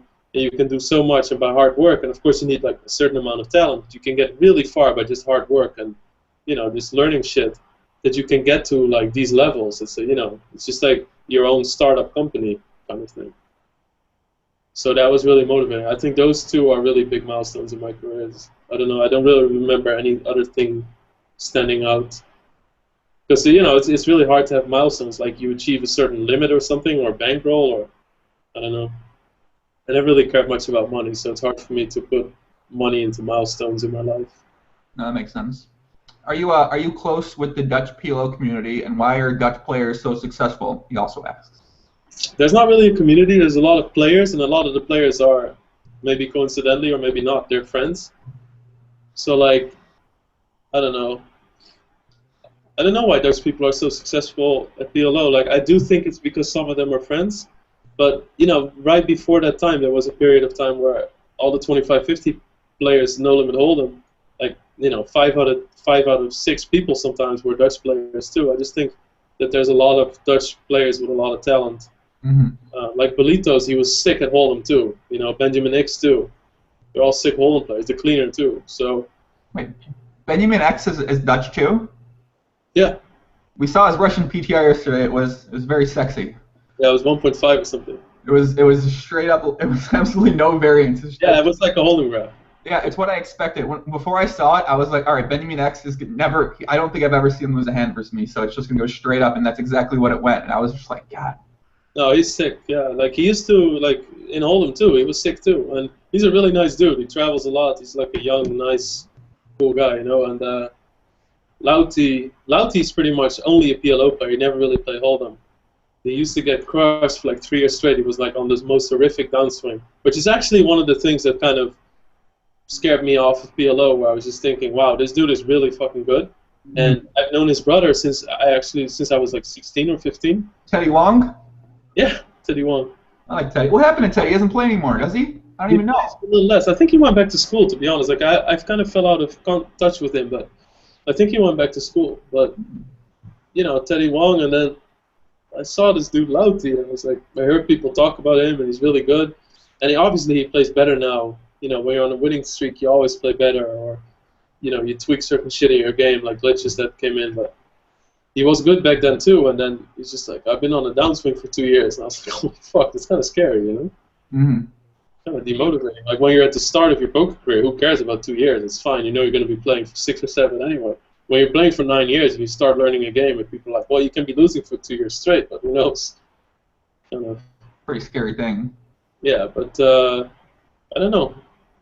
Lauty. There's some some people from Malta. I don't know if they want to be known as being Dutch, so I don't know. Like Cobus 83? Maybe. Is Cobus okay? So we speculated on the podcast Cobus 83 is actually Arya Boo, the old Arya Boo that played every single day for 5 years straight, got Supernova Elite multiple times, then disappeared one day. All of a sudden, started playing only heads-up tables and never played 6-max, where he played 6 million hands, and all of a sudden Cobus 83 shows up showing similar tendencies as Arya Boo, playing all the 6-max tables in the exact same manner style that Arya Boo played. No, they're not. He's from Euro sites and stuff, like other nicknames. And Okay. Okay. And here. Okay. Okay. What about Live the Program You? Are you familiar with him? Yeah, I talked to him, like I'm friendly with him. I talked to him less than all the other guys though. Like I talked more to like Cobus, Lauty, the cleaner, stuff like that. But I don't know. He's not really your favorite. Love to Program You? The programmer, the guy who has never had losing year of online poker in the last 25 years? He's doing pretty well. Like he's been crushing. Well, he's a really nice dude though, so I can't like. Since like he was playing, he was on Be My Guest Bud on Full Tilt for like in 2009 or something, 2010. I don't know. He's been playing high stakes for years. Yeah, he won a lot on Full Tilt too. Yeah. Speculation he uses a secret program. I'm not sure who might have started or any of those type of rumors at all, but we don't got to talk about that program. Love to Program You, man. If you're watching this. Like he's a nice dude. He has a family. He has a kid. He bought a house. Like he's like I don't mean to put a face on your nemesis, but he's a nice dude. Like he posts in all the forums. He helps people. Talks about taxes. Explains shit. Yeah, he is really nice. I mean. When I do a podcast, when I do this, actually, even before I had a podcast, I was still calling Love to Program You. But I can't just, slap everybody's knob and talk nice about everybody. I have to have some people that I, like right now might be Danfu or Mr. Beanu, or forever it'll be love to program you. I So don't know why. Like, why would you hate on Mr. Bean here? I Mr. You Bean. Like, what? What? nothing. Sure, yeah, Dankness says he met him and he's a very nice guy. So No, he's like, yeah. I mean, everyone's nice. No, not everybody's nice. Some people are dicks. Like Alexa is a fucking cunt. Like. Well, I hate Archuleta. I mean, it's so weird because like if I feel like if my parents were these like multi-millionaires from the mining company and they would give me money to go play poker every month, I feel like I would just have some more respect. But he's not humble at all about this gift he has. He won a tournament and so he lives off his parents' money and this tournament money for years, and he's pretty much on the way to Bustoville now. And maybe one day he'll get a little bit of humbleness into him and stop being such an asshole on the forums and on social media. So I don't know. I think that Mr. Bean, he's like, he plays everybody. He plays all the games. He gives props to regulars. He's nice, like whatever. Okay, he does some shit that's out there, but who cares? Like I don't know. I don't know how we can have a problem with him. Like I was playing heads up against him, and I was raging a little bit because he was running well, and I was playing 5-10 deep, and I normally don't really do that yet. And I was just playing heads up against him because there were no tables, and he just won like 5K in half an hour. And I even felt a little bit guilty to just rage a little bit.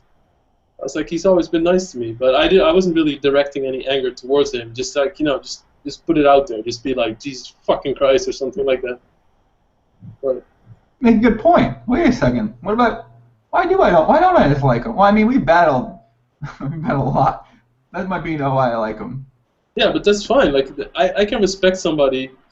He doesn't, when he battles, he gives and takes. He's not the kind of regular that just sits there and kind of like fucking sucks at your money and takes it inch by inch. He'll either win a lot or lose a lot, and maybe he wins a little bit more than he loses. That's fine with me. He's still out there playing like he's a player. Like I can't hate on that. You're right. I gotta change my note on him. We've been making notes on players as we watch him play, and I might have to change my note on Mr. Bean. Yeah, I like him now. You're right, Lex. He sits there deep, battling with all those guys. Like he was playing, like he was a 2-4 regular like months ago. Now he sits there fucking deep 10-20 with a 25K stack. Doesn't sit out for anybody. Just keeps playing. I respect that. Like how can you hate on that dude? Plays long sessions. He's from Finland. Like how can you hate on the Scandies? Like right? I'm an irrational guy sometimes, kid. But I'm making a good point now. Huh. Well, during my next live stream rail, which will probably be tomorrow, I'm going to have to change my note on Mr. Ubean. Yeah. And I heard he's up 60K this month from an unverified source. Oh, that's good. Actually, let's see that. I'm happy to hear that. Last question from ChicagoJoey. Can you do a poker player snapshot for NetBlocker? A what? A poker player snapshot. It's kind of like an interview type of thing. Oh, yeah, sure. Okay. No Panda 077 says, well, this question, the answer is obvious. I wanted to ask Les if the transition from No Limit to PLO was hard and why he decided to make that transition. You already kind of answered that question. Do you guys still think it's possible to beat? I would like to go more in depth on that because I just think the whole thing is really boring. Like, well, I don't know how people do it. I don't know how people play it anymore. Like, when I play at my local bar and I play 1-1 Hold'em or I play a live game Hold'em that's not at fucking Bellagio with 8 regulars, I like playing Hold'em. When there's like fun people that splash around, people that play aggro, Hold'em is fun. The whole climate, like when I tried to play Hold'em when I was just like, maybe PLO is not for me, when I was, going back and forth, I would load up a 5-10 Hold'em table, and I watched the first hand I sat down at the table, and I watched these 2 regulars play a hand, and it was button against big blind, and they had overpair against top pair, top kicker, and the pot was 18 big blinds when they checked it down on the river. And I was just like, fuck it, this is not for me anymore. Like, I can't get any satisfaction out of playing this game. You can grind money, and you can have a certain, like, salary just because you play Hold'em every month, but I can't deal with it. Like, it's too tight, and people like, oh, if everybody leaves the table, we check it down, and there's all these little things that just don't really make it attractive for me anymore. In my mind, Hold'em is dead. Like, I haven't played Hold'em online in 2 years now. Oh. So for me, it's really pretty much like I've been trying to play mixed games and all this stuff, trying to play that. But in my mind, it's like if I don't play PLO right now, and if I don't find my way in PLO that I like it and stuff like that, I'm just gonna quit poker. Because there's at this point, there's no other thing that seems appealing to me to play poker. PLO is just a fucking nuts, you know. You can rage, you can splash. The whole table is on tilt. Even the people that are winning sometimes, it's just like it's crazy. It's amazing. Yeah. I mean, obviously, I agree. I'm the biggest PLO advocate in the whole entire world. I feel like because I love the game. I think everyone should be playing PLO. At least try PLO for a couple months. Yeah, years. The transition is hard. There's all these things like all these weird betting patterns and keeping bluffs in people range that you don't need to do in fucking PLO because sometimes, you know, shit is obvious, but people are just like, okay, let's gamble against those aces, or there's just a lot of stuff like you need to learn in PLO. But that's the cool thing, you know, it's like a whole new game. There's like very little similarities, I think, between the two. So yeah, he's asking a question. I think he's talking about no limit. Do you guys still think it's possible to quote unquote beat micro stakes and mid stakes cash games online? I assume he's talking about no limit. Yeah, I think it's easy. Like I do think it's easy. I think people know a lot, but I do think people that play 1-2, I think their standard knowledge is more than people had back like 5 years ago playing 5-10, but they still follow patterns because they just make their certain amount every month. So you can, if you still investigate every regular, you can still exploit them. Like, I really think that they still have tendencies. Like, it's not like they fucking play perfect, because then they would be playing like 5-10, 25-50, or be up there with WCG Ryder, like writing fucking script, like codes. I don't know what the fuck he does. Like, balances out every range, and be up there in the math booth with sauce, just going off, you know, like fucking writing on a Big Bang Theory board about how they should beat certain shit. Like, they don't do that, so you can still beat those people. I just don't see any fun in that. Like, I just don't want to load like 10k hands into Hold'em Manager and go like, let's see, what range should I tweak to fucking beat this dude? I just want to play. Like, I want to play, and if he raises me a lot, I'm gonna fucking 4-bet him, you know? Like, I don't know.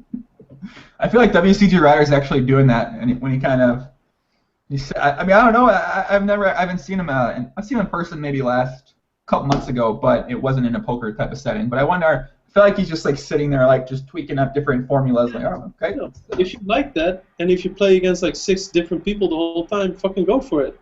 You know, if I would be playing 100, 200 PLO, maybe I'm doing the same thing. Maybe I am cracking down on my Hold'em Manager, sitting there, you know, like trying to figure everything out. But I don't really need to right now, and it doesn't really sound appealing to me. So, and at Hold'em, you have to do it like I think at a way lower level than PLO. Like when you move up in Hold'em, when you want to get to 5-10, you really need to start tweaking ranges and shit like that. In PLO, when you want to get to 5-10, I think you only need to start doing that. It's like 25-50, 50-100 when you really need to just take time away from the game and just really think about your ranges and what you do with certain shit. And I hope that that moment is as far away as possible, because I don't like doing stuff like that. Actually, I've never done it, so. Do you guys miss overbetting? Do you miss overbetting ever as a bluff? Because you love bluffing, so. Yeah, when I used to, overbetting is a lot of fun. Like, actually, you know, the same shit, even me saying this, I rarely overbet as a bluff anymore. It doesn't even matter that I say it, because people just call anyway. So, but I do love it. I think overbetting is crazy. I was talking to, in the team online, we have like a Skype group, and I was talking about it because you used to have a reload trick on PokerStars where if you have $1,000 on a 5-10 table and you go all in and you reload and the hand is over, you would actually have $2,000 after the hand. Oh. This is a thing from a long time ago, and me and Hellingol and stuff like that, we would always have these 20, 30k stacks at 5-10 because we would just ship every small blind. We just ship all in and just get another add-on to your stack. And this is this like bug, or I don't know if it's a bug. It's this thing in the PokerStars software that they changed. And that's actually when I learned the value of overbets, because sometimes I would be on the river in like a $200 pot and I'd be like, I don't think this dude is going to call, I have a flush, so fuck it, I'm just going to go all in so I have another extra 1,000 because there's a bad player at the table. And then I would just shove all in like a $200 pot, I would go all in for 900. And then this guy would snap me off with a straight, and I was like, holy shit, you know, maybe these overbets work. Crazy times.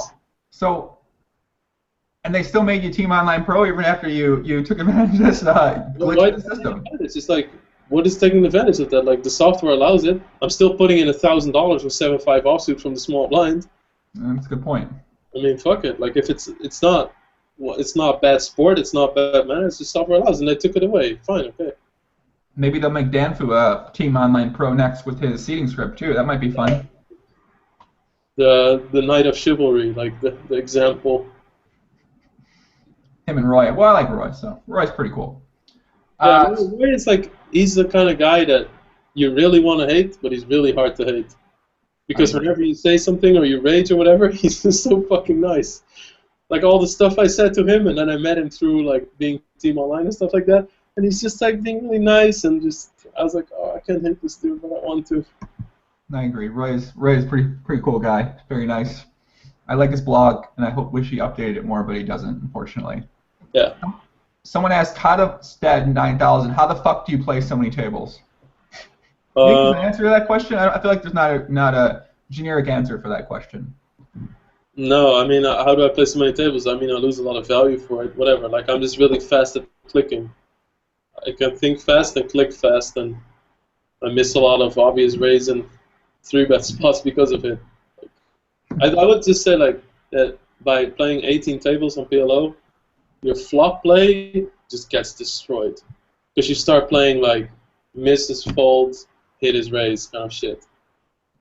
It's just the worst. So, I don't know. I try to stay away from playing so many tables. Sometimes I still get, like, kind of sucked in when I play, like, 4 Zoom tables plus 6 regular tables or something. But it's already too many, you know?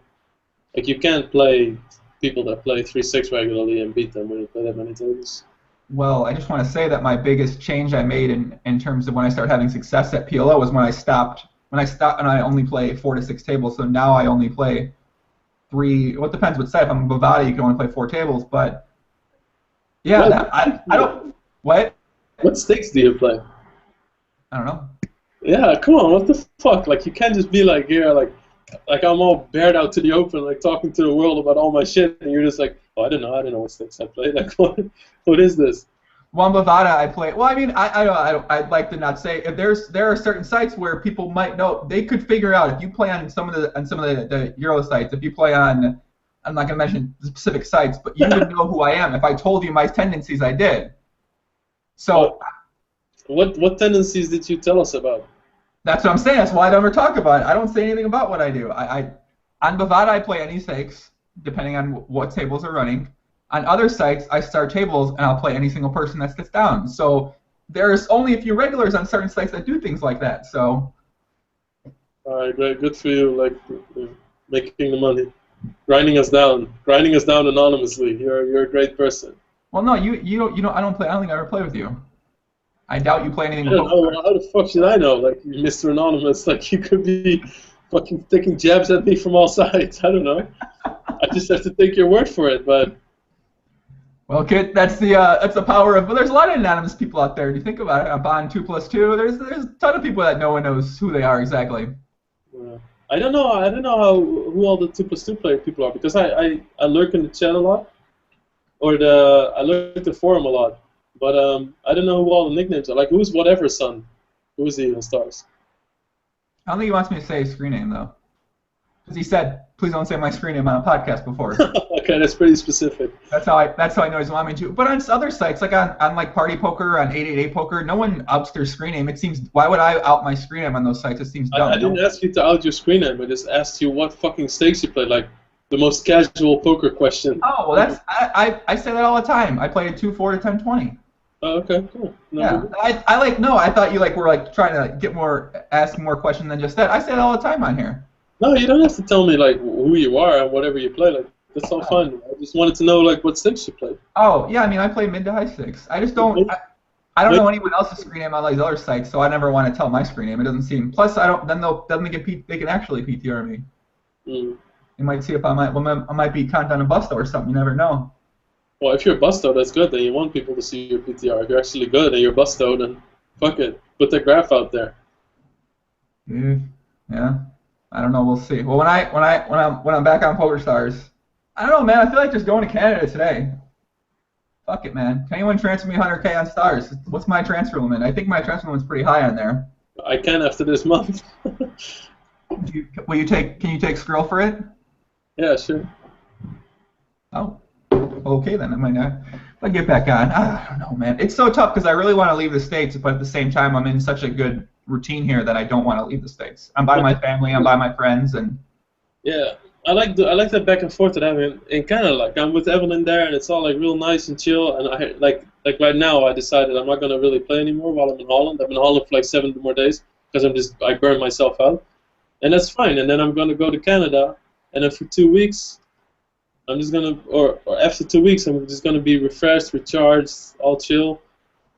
And I wanted to make Supernova Elite this year again, but after making this kind of VPPs and when I play higher now, it's not gonna be a problem at all, you know. yeah. It's easy. So finding that balance is really important, I think.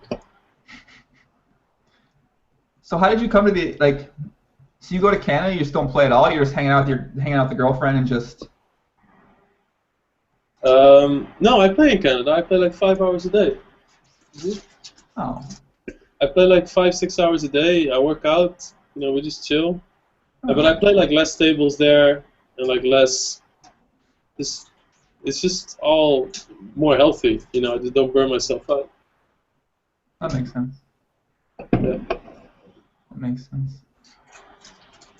I think I kind of answered most of the questions. I didn't want to live stream for 3 hours today. I think we're getting close to the 2-hour mark, so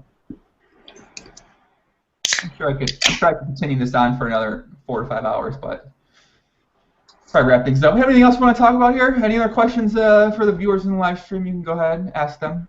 Why is Alexo so angry? I don't know. I can't figure that out. I've asked him numerous times. Like, he always like rages against me that I sit out a lot, but like shit like that, like. Or fake, oh yeah, this is great. Like I'll be on like 15 tables, and there'll be one table I'm waiting heads up at. You know, they get lost inside your screen, and he sits down, and he's just not the kind of person that I would want to play when I'm already playing 15 tables.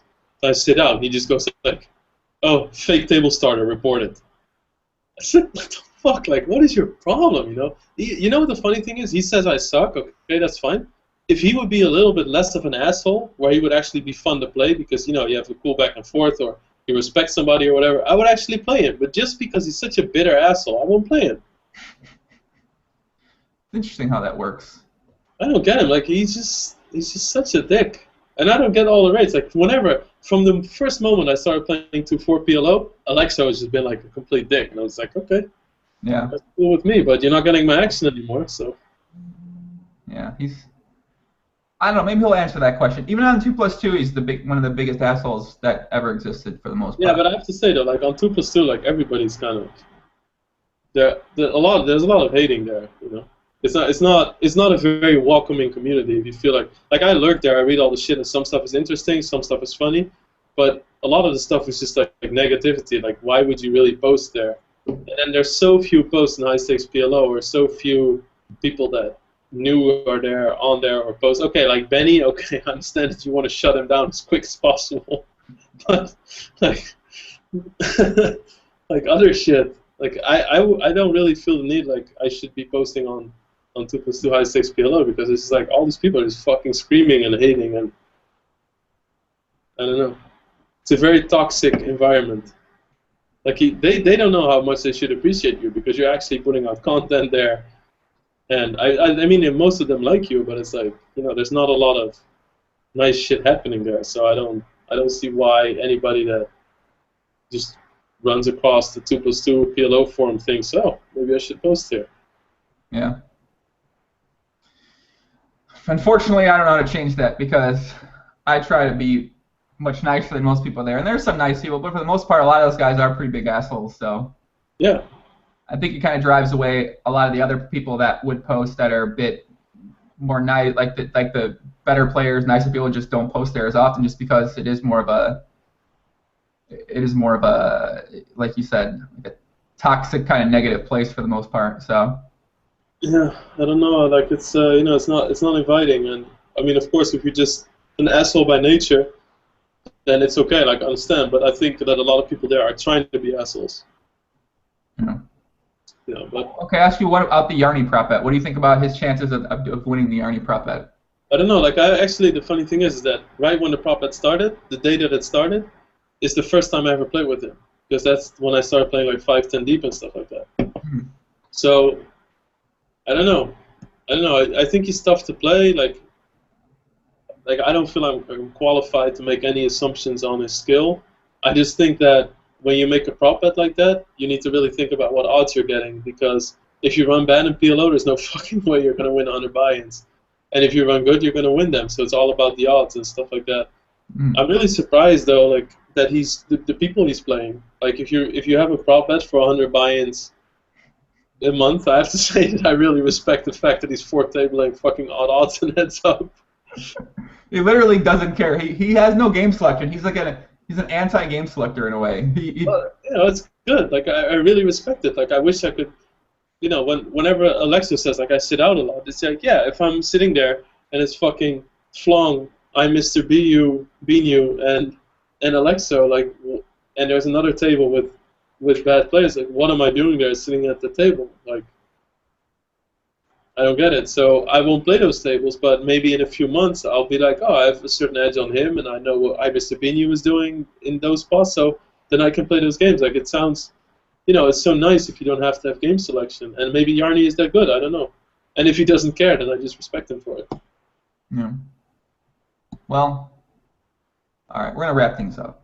We hit a record for the live stream. We had 210 before the other day. Today I think we have the 244. Right now it's at 242. I appreciate everyone for tuning in live to learn more about Rex. Hear us have a conversation here. A lot of the questions that just got asked in the chat, he did mention that earlier. We talked about the Ivy hand and he talked about the LP thing. So you can go back and check it out. For future live streams for the Yarny prep bet, I'll be updating them. I'll be putting them on Twitter. Join your one. Lex is at Raszi. The Facebook group I have for the podcast, I'll put that link in the description. And yeah, be back tomorrow. I think that's it. Lex, anything else you want to say? No, that's good. All right, man. Take it easy. Goodbye. Live stream viewers, goodbye. Have a good day. Thanks for having me.